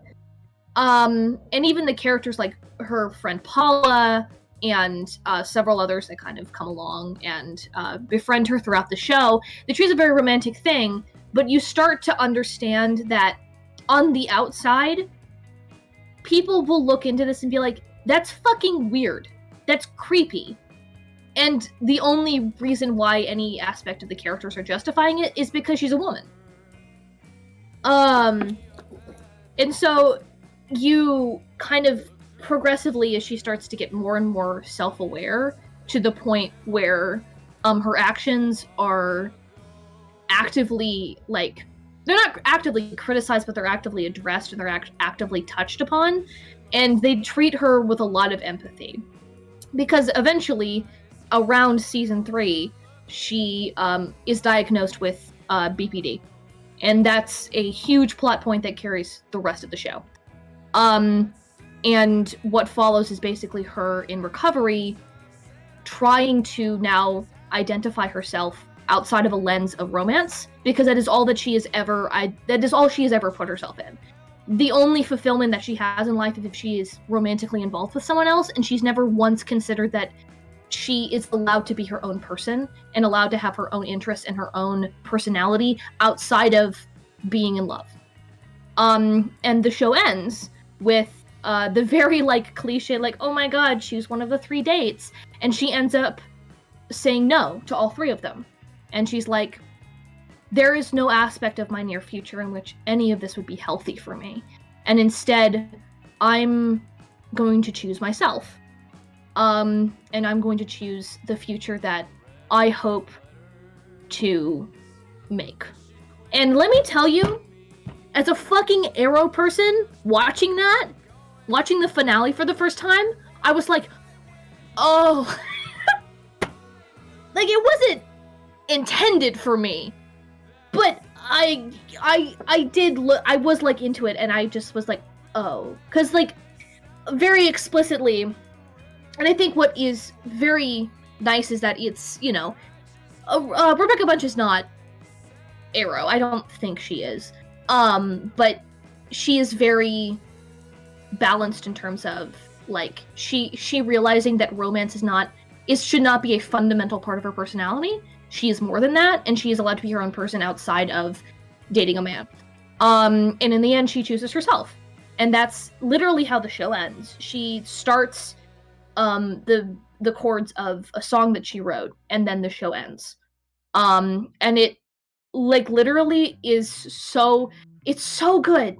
Crazy Ex-Girlfriend is really, really good. But you have to suffer through the first 2 seasons of Rebecca being entirely not self-aware of her own actions, and you want to fucking shake her and be like, you fucking like, do you not realize that this is damaging your relationships? But I understand why, but also, what the fuck are you doing? So that's another show where I'm like, I could not have the energy to watch it again, because the entire emotional journey was like, I witnessed someone going through their entire life arc in 4 seasons. It's awesome. Also, I did mention the fact it is a musical. The songs fucking slap. They're really well written. They're really fun. There is literally a song one of the characters sings about how much he fucking loves going to the zoo in the aquarium. That's the shit one of the songs. What show is this again? Crazy Ex-Girlfriend. I believe, well, I mean, I Yarhar Fiddle DD, but, I believe it is, on Netflix, if you are privy to a subscription on Netflix. Hashtag pirating website. I don't. I don't really have subscription stuff. But Crazy Ex-Girlfriend, the only show on CW that was ever good. But yeah. Your Fiddle DD. That's what pirating media. That's what I say when I pirate media. I'm a pirate. Yar har fiddle DD. Being a pirate is alright with me. Do what you want, because a pirate is free. You are a pirate. What the fuck? I muted you! Go back to hell from whence you came! I sat through almost every bad CW show so I could survive it. Oh, damn. Oh, that's fucking beautiful, by the way. Wow. I just got a chance to look back at the portrait. That's fucking beautiful. Wow. Sorry. I yapped y'all's fucking ears off. I'll the DC TV show Fence with Wild real. We don't talk about her. You are a pirate and the IRS emails you. I'm too swag. So they can't get me. I'm too cool.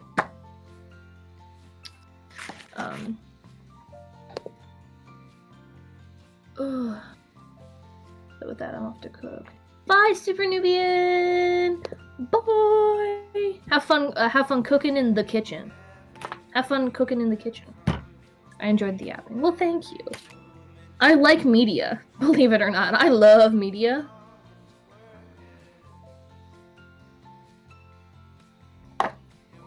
Media is like my favorite thing.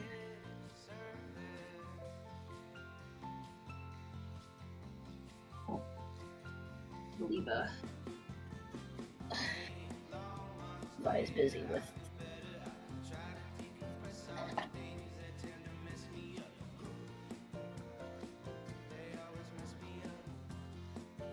Oh, look at him. I hate him. He sucks, man. The art is very good. I'm just saying that the guy sucks. Yeah. Maybe this will make me go on Twitter again. Oh, Twitter. I never go on you.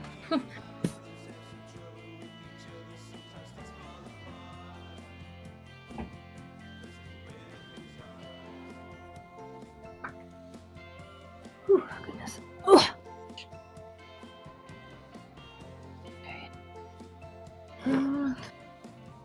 Do I have... Sorry, I'm making myself ramen right now because I'm fucking starving. I have no fucking clue where the forks are.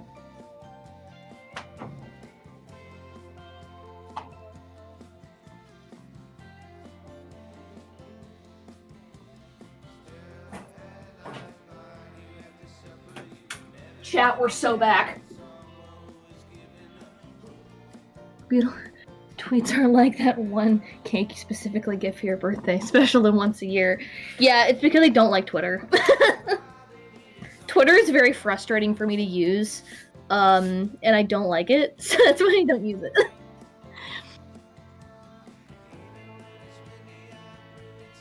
I find I don't know why, I find a very special anxiety just reserved for Twitter.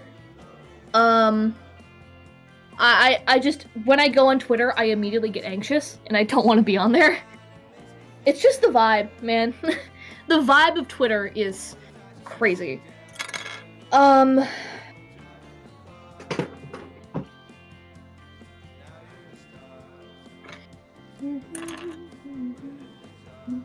long have I been muted? Oh. I didn't know. I'm sorry. No, you're fine. I don't know. That's completely not on you. And I think I know when. Yeah. You said that you were gonna go post the art on Twitter and then you muted, and then I talked about Crazy Ex-Girlfriend for like 20 minutes. Ooh. That's awkward. A while, yeah. I haven't. I was talking about Crazy Okay. Ex-Girlfriend, I thought I'm just so like... sorry. I did not mean to ghost you completely. Because I was reacting. I was like, oh, okay. So you're like reacting to my reaction. Because you would say things coincidentally with what I was reacting with. I was like, oh, okay. So you can't hear me. And then I looked over at my microphone. I'm like, wait a minute. My famed YouTuber's not reacting. Oh, shoot. Oh, beans. I'm drawing Darius now for the record chat. You don't know who Darius is, but I do. Beetle might know who Darius is. I don't know. Have I ever dumped about Darius to you? The name is familiar. The name is familiar. I mean, you've definitely heard of him. He makes me ill.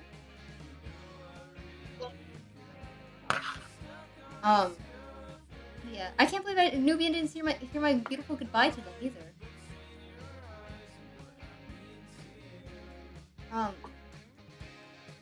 But yeah, no. Twitter is a special kind of hate. I mean, it did happen with one of our mutual friends, Beetle, as well, where they were like, oh, I want to start streaming, right? And I was like, you probably shouldn't do that. Because content creation is a special kind of dread that only a few people insane enough to do it can handle. Yeah, like you. Yeah, like me. But, like, I don't mean that as a compliment. I mean that as an insult. Where I open Twitter and I close it and I do not touch it for the rest of the day. Like that is my main advice to anyone. Do not touch that shit. No. I think I've expressed to you before, like, I don't know. I think the problem is just, like, in terms of, like, streaming or whatever. The problem is for me is that I have a lot of, like, I have stuff I want to share. Especially concerning Minecraft or whatever. I would not consider myself a Minecraft. I don't know. But I've always debated on whether or not like what's the best way.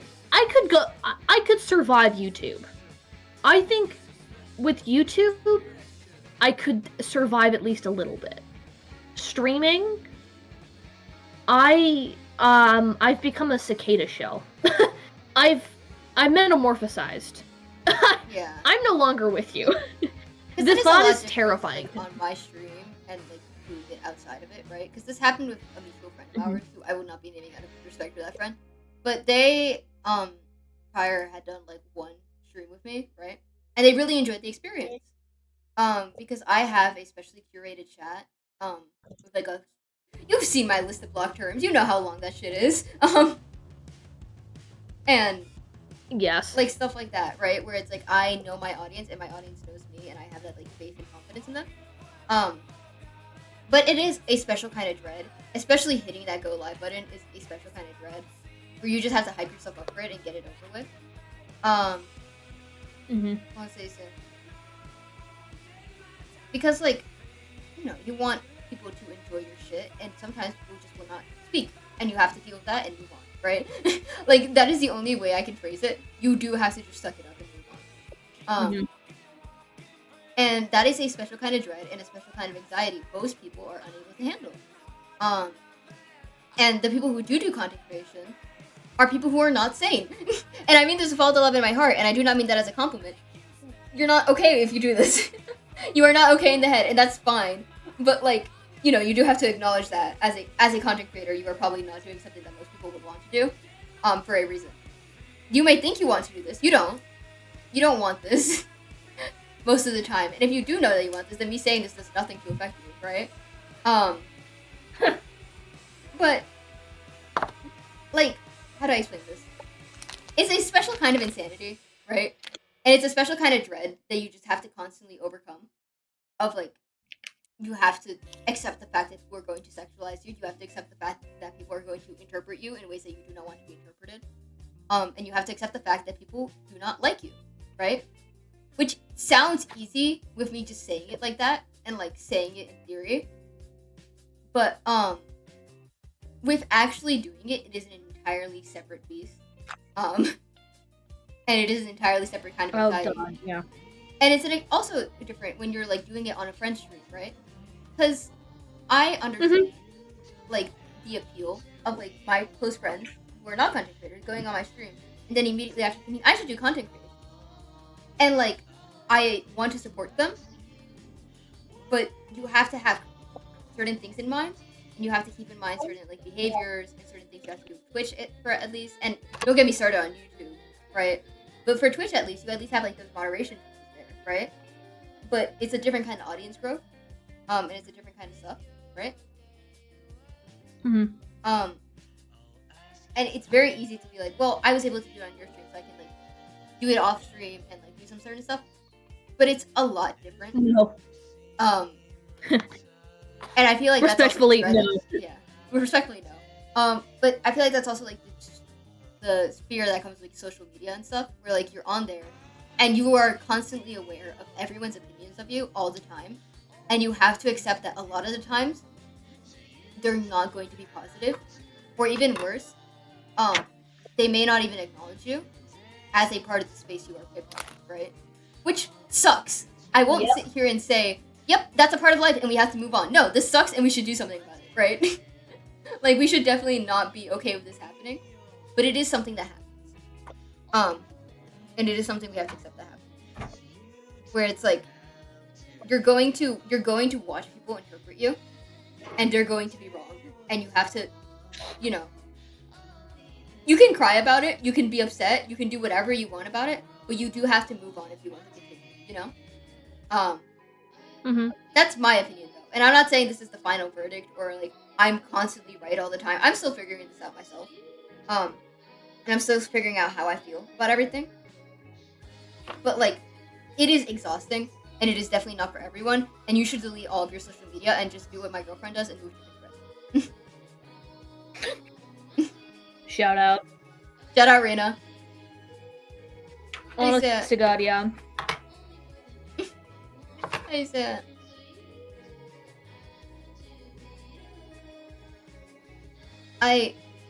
It's so funny to me because Rena's like, yeah, I don't really want to use social media. I'm just gonna use Pinterest, and that way I can get all the benefits of social media without any of the existential dread. And I was like, oh my god, you are the most So intelligent person I've ever met. And then her partner is the content creator. I think the lack of appeal to me to social media is just I cannot focus on multiple things at once like that. I can't focus having multiple like handles or multiple ways that people can access me. Because I think at most I have a Twitter out of sometimes checking and sometimes posting art, even though I've deleted most of it 'cause it's kind of bad. And like obviously people can contact me on Discord, and I have a Tumblr that I've had for fucking 7 years at this point. That's not going anywhere. It's like a fucking marriage in your 50s. No one's going anywhere.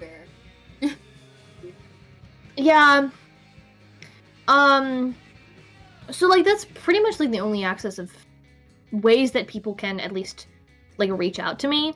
And I think a poignant part of anxiety that I've always had in terms of social media, which I've recently identified, is just I don't like the feeling of there being multiple ways people can contact me and me not being able to keep up with multiple things.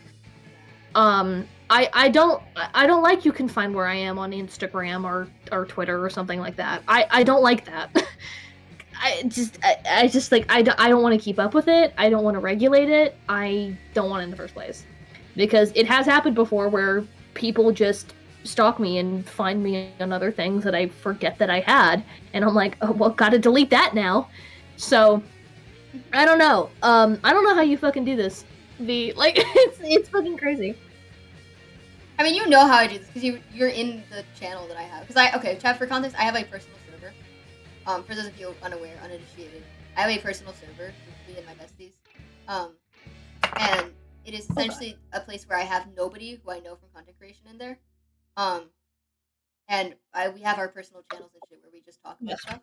And in my personal channel, okay, there goes my Wi-Fi. Is it back? I think it is. Oh no. We good? Okay. Okay, we good. We start back. In my personal channel, if you open it and you look up like anything related to anything in content creation, you will see like a 8-paragraph essay, MLA sources cited about how much I hate my job, and then I will follow it up with, anyways, I'm excited for the next stream. Like yeah. You just have to get the hater out of I your will read the system most and accept it jaw-dropping. and move on. No, seriously. It is the most jaw-dropping, horrifying shit I've ever read. And then you're like, someone's your fan art of me. We're so back. Which is not, I should not say, is the sole motivation. I am not meaning that in some kind of vapid way. But This is true. No, I'll say it. You're like, I'll say never it. mind, Fan art actually. is my soul fan art is my sole motivator. I see someone draw me, I see someone write about me, and I immediately go, never mind. Like, it's all worth it. Never mind. It's all worth it. Like, I need you to keep in mind, I had to wake up at 6 a.m. for the Concha God stream, right? Like, I think it was like 2.4 or something like that. I had to wake up at 6 a.m. in the morning for it. And Zalzer was bitching about waking up at 8 a.m. Wrong. I had to wake up at 6 a.m. for that shit. Hi, sorry. I had to wake up at 6 a.m. for the God stream, right? And I was talking to Quackitus because I had Quackitus and Effie in the VC with me to wake me up in the morning because I was like, I'm not gonna wake up at 6 a.m. Are you kidding me? I have like a wife and kids that I need to feed at 7. I don't care. Right? So I decided to sleep VC and I conked out in VC. And then at 6 a.m. in the morning on the dot, I hear Quackitus calling my name through my phone. I'm like, ugh. Right? And I like toss over in bed because I just don't want to do this. And Quackitus is like shoving me, like, B, get out of bed. B, it's time to wake up. B, and I'm like, I don't want to. Like, I was just like, I was having my moment, right? Because I just I'm not a morning person. I am not a morning person at all. I wake up early because I know that I just will not make it to the rest of the day unless I wake up early. Anyone who is either lying or trying to sell you something. No one's a morning person. Fuck that. So I wake up in the morning, as opposed to waking up at like 4 p.m. in the afternoon. And Quackidus is like, you need to get out of bed. And I was like, no, I can't. And then Quackidus was like, think of the fan art. So 10 minutes later, I was at my computer.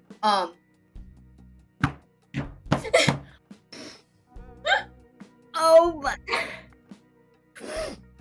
Are you kidding me? Right in front of my noodles. I said, no, dude. It got to the point. At one point, I think in the 2.4 stream. Not the 2.4 stream. I forget which stream it was, but I decided to make a drinking game out of it. I wasn't actually drinking. I should clarify. I was like fake drinking, where I would just take a shot of water. Where Water. every single time it would be Nyx on screen, and someone would mention the pariah. I would take another shot. That's mean. No, why are you being mean to yourself? That is real though. So if that was real alcohol, I would have been dead. Actually, chat, that's actually why I'm not updating the Opal fic, is because I want y'all to behave before I do that. Majority of the comments that I got were, where's the pariah? And I went, can you wait for 5 seconds, actually? Oh my god. You have to understand, I started cry laughing by the end of that, because I sent my girlfriend a very low quality image of the like water bottle I was drinking out of, and it was like halfway down, and I was like, oh, it's getting a little kick now, and she's like, are you drinking alcohol? And I was like, no, I'm drinking water. I'm fine, I'm not actually drinking. And she's like, why the fuck are you doing this to yourself? And I'm like, I'm gonna overhydrate myself. That's the goal. The goal is overhydration. Jesus, man. God. Very dangerous game to play. Not a good game to play. No, because you have to understand, it got to the point where I was just like making a bit out of it, because I don't care anymore, right? Like, realistically, I do not care. It only upset me after Envy, because I was like, guys. But that was the only bit where it actually upset me. Like, seriously, this time, yeah. But, like, I have gotten over it. I have majorly gotten over it. But at that time, I was like, Nyx cannot appear for more than 5 seconds before the entire chat goes, the pariah! Where's the pariah? And I'm like, guys. Like, I want to give a shout out to the beginning of the scene of, like, the puppet house, where Nyx is genuinely being horrifically abused, and the entire fandom was like,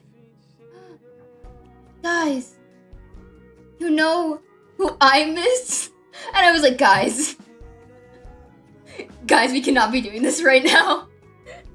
And that's when I stopped taking it seriously. Yeah. It's okay. I'll be angry for you. Because I have no stake in this. Yeah, don't be angry about it. I mean, I also acknowledge the fact that most of the fandom is young. And I also acknowledge the fact that what it feels like to have a favorite character. I understand. Yeah. It is fine. That is why I laugh nowadays, because I'm just, Jesus fucking Christ, guys.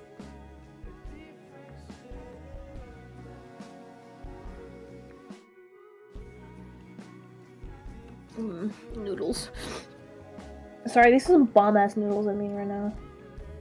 Oh my gosh! Hi, XP! Hi, XP! Hello, XP!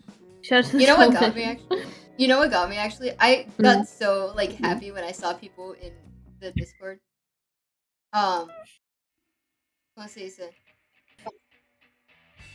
I saw people in the Showtime Discord have, like, profile pictures of Quinn and Kane, and I was like, oh my god! My silly little guys, you got 5 minutes of screen time, I love them! They're real! I got so happy when I saw the matching profile pictures. You guys have no clue. I started info dumping about it to my girlfriend. I mean, the designs are fucking sick. So, Thank you. They're awesome. I love them. I think it'd be funny if Star never came back. Yeah, for fun. I know where Star is. I should clarify that. I was the one who wrote where Star was.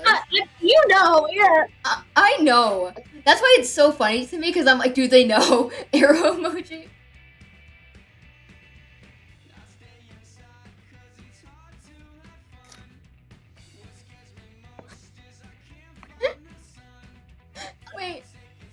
Wait.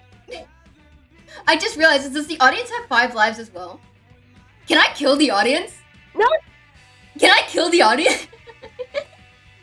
They're at 3 out of 5. I've killed them twice. Bad thought. Is Issa or Issa for the doctor that's mentioning this game? It's Issa with one S, right? Yeah. Oh, Issa? It is Issa with one S, and I'm gonna reveal this because I don't know whether or not this is gonna come into relevancy. But let me see if I can pull up Google Translate for this, so I can prove my point. Okay.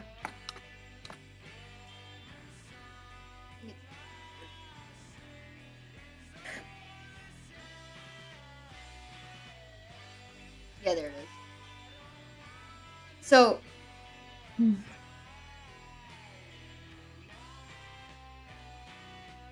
So, where is my privacy?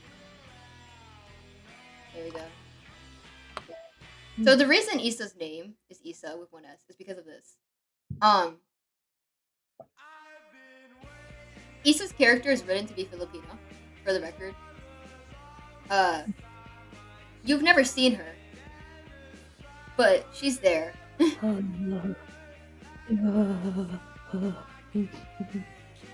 So that's why her name is Issa. Because it's just like a normal name. But yeah. Hi, hello, thank you for the follow, cats. Also I can show you guys the end scenes for, I think. Hopefully? Question mark? Yeah, we should be fine. Your stream is delayed for me, I just saw that. Oh my goodness. Yeah, that's intentional. Yeah. Me gripping the fucking bathroom sink. So this is the conversation that they're having. Obviously something's changed because I asked people to voice things how they feel comfortable voicing it. Hi, hello, hi. I asked people to voice things how they feel comfortable voicing it, right? So this is the conversation that they have. I'm fine with sharing this because I don't think there's anything. Yeah, this is the bit that I shared with people because I didn't want them to know what was going on. So this is Divvy's character, this is Quacken's character, and this is obviously mine. I wonder how you could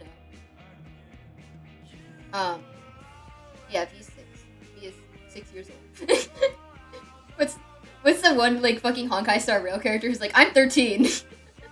But his name is just 13. It's not like his age. I would not know. Me. V would turn to me and you're like, how old are you? And he's like, 6 years old. I am 6 years of age. They caught my ass in kindergarten.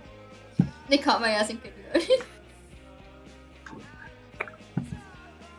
I'm gonna go fill my water bottle real quick. I'll be right back.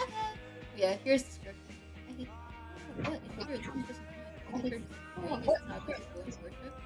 do you always talk like you're a fucking cartoon character, dude? It's weird. Why are you always arguing with a 15-year-old at your age? 13. You're 13? I don't see the issue here. I'm stating my opinion. What do you mean you're 13? I feel like either of you actually believe in God, right? My parents are religious. I don't really care. The doctor said I was 13. She hired a 13-year-old? God, did you not know that? I just thought she would be beyond married with a kid. I just don't get the point of us going there. They said kids are zero beautiful. You're still on the church thing? Doctor does work too. I just didn't know you were so passionate. Wait, why wouldn't I be? Doctor does work too. I just didn't know you were so passionate about the boy. I think Issa does work too. What? These are fucking suck. Here's them yapping. The yappers. Oh, me when they yap.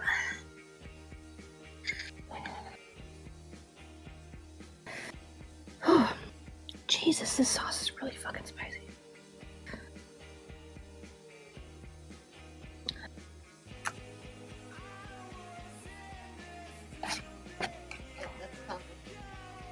How plentiful were you at 6 canonically? How plentiful at 6 were you canonically? V was never 6 years old.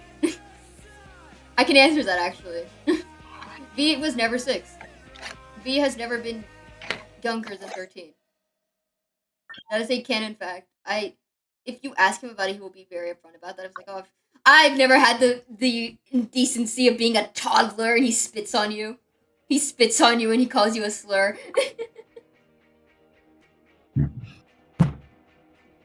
Yeah. I think about that and I start like punching the wall. But abstractly, it's very funny. How punchable at 13? Scratch that then. How puntable at 13? I suppose to be very. Let me pull up an image of 13-year-old because I think I have more drawings than that. You can see the image of Darius smoking.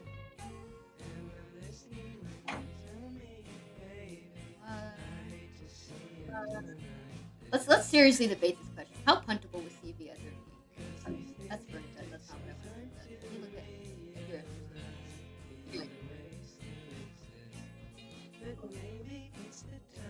So I have a line of the characters. I have to find that though, because it's deep in my iPad files, and I don't really want to find that. But here's V at 13 years old. Without his little wings and shit. And without the scar on his face, and with one thing for the line. I say one demon pack thing. And I swear, oh my gosh, thank you. So here's V at 13, right? So how puntable would we say this motherfucker is? I'd say I could probably throw him into a pit of lava. He would survive, but I could probably throw him into a pit of lava and he would, you know, fall pretty easily.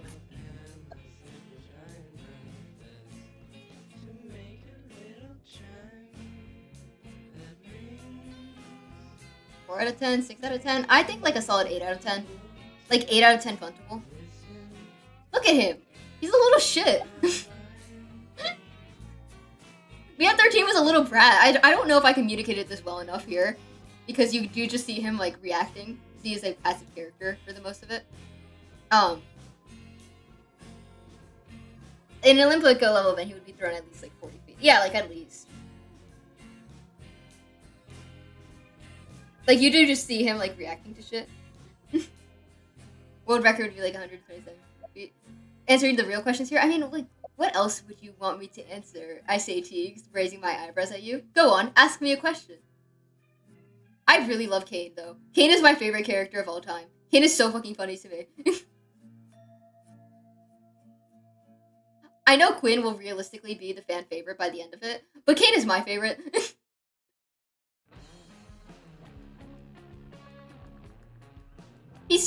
Free my boy. I love him so much. Actually, I can just pull up the image slideshow of them. Where's my, Also, let me switch my playlist.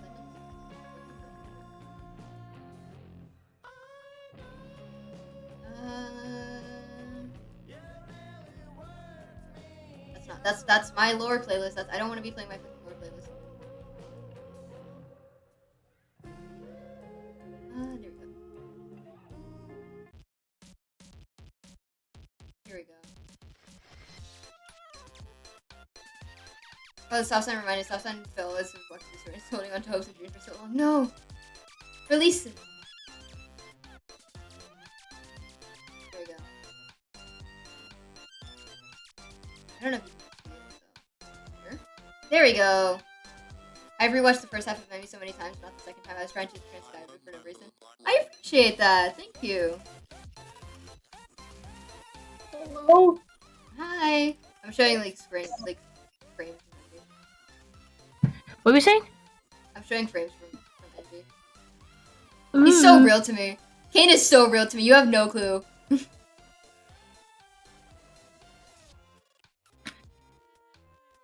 Shout out Kane. Kane is my favorite. You know Kane's whole thing. I love Kane. The yapper versus the listener.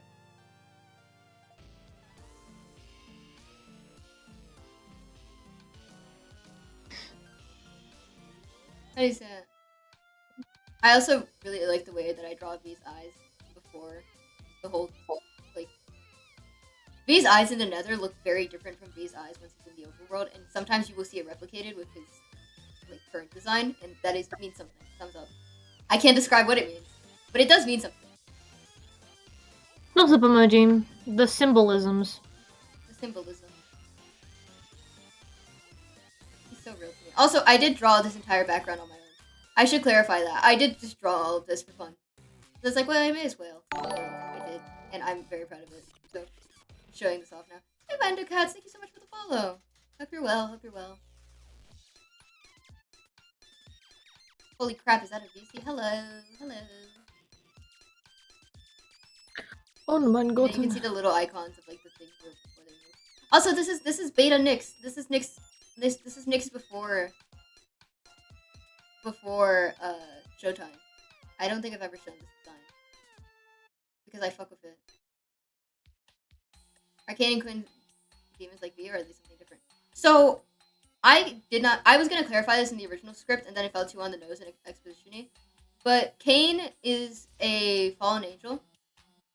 How do you say it? And not Cain. Quinn is a fallen angel, and Cain is how do you say it? A chimera. So you can see them here in their full glory. Where that's why you can't see it because they're not in color here, but Quinn's design has a bunch of blue flowers on it, and the cracks are golden. And Cain is black and white, like as per usual.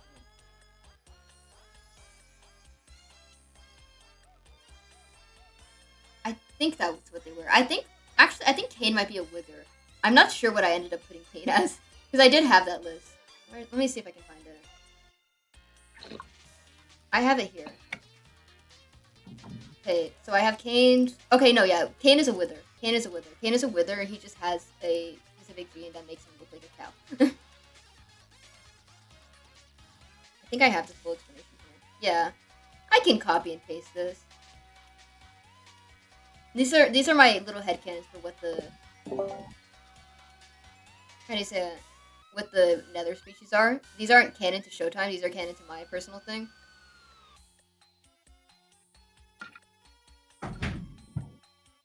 Okay, so yeah, let me just copy and paste this one by one. So, or I can get a Google Doc out for this. Never work for something where you just get a Google Doc. Never actually put effort into something and make it easier for people to copy and paste when you can just Google Doc it up. There we go. Yeah. So here are the species we have. I hope I didn't spoil anything in this info dump. No, yeah, no, we're fine.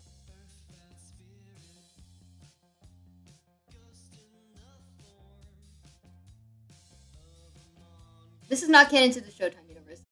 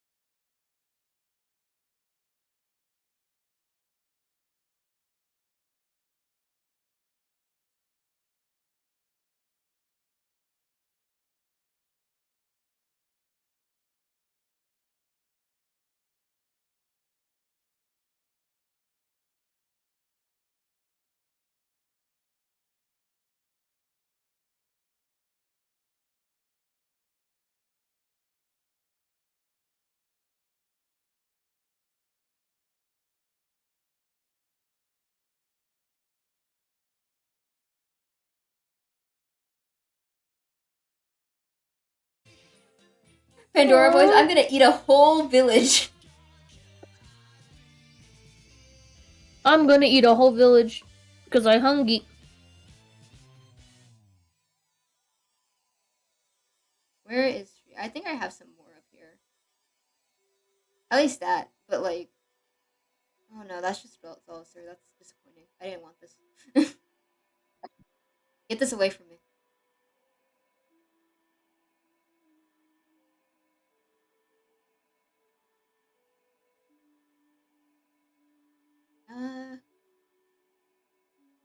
I probably sent it to Reens actually.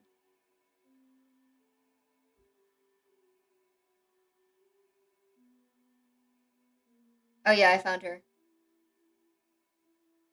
How much money? I found her, and I also found the dynamic between them.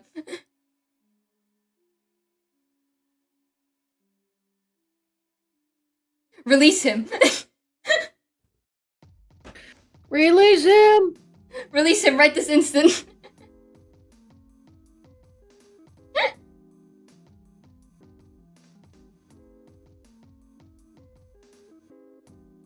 I find Child B so funny. Child B is so real to me.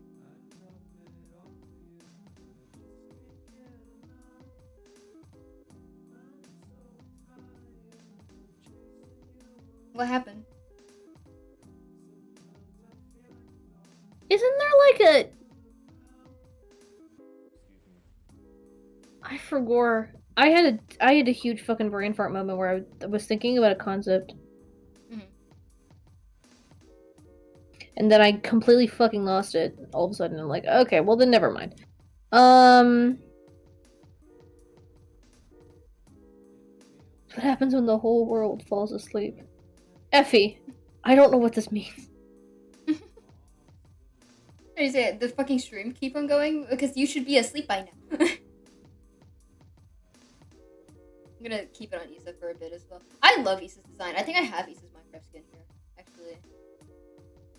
Doctor. That's us talking about doctors, actually. Huh? In Arson Town.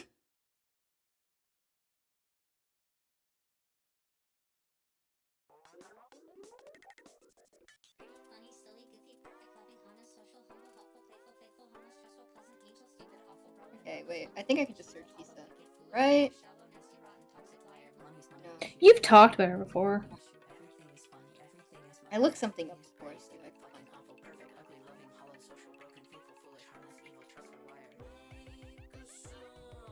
Maybe. It might have been in an old mention of Pandora, actually.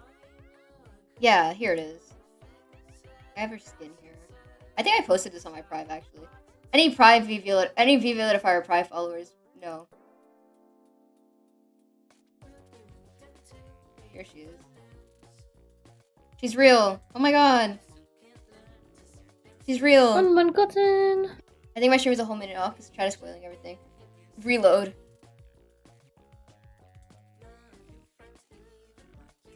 I can also restart my stream, to be fair.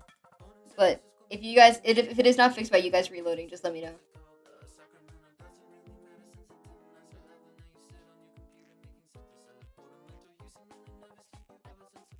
Yes. Ooh, all of these tiles. Air emoji. V's mom. Boogie woogie woogie. Did you just realize who she was? No, I looked up. I was just like V's mom, and then I gasped, and then I'm like, I can't say it. I can't. No, I think I've made it pretty clear. No, actually, I don't know if I have. This is Kane's. I forget. I have that thing where it's like I know of information, so I don't consciously I don't consciously clock if other people know it. So I'm just like as principal, I don't say anything that people don't already know. I just shut up Because always. I've been told a lot of shit.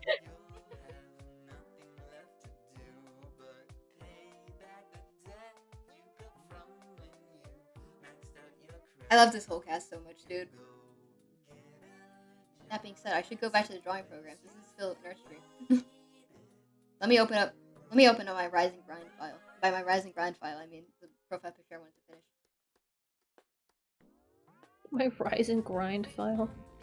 XP, look! What's that over there? Is that a cow? Is that a cow over there? Whoa! She's been successfully distracted.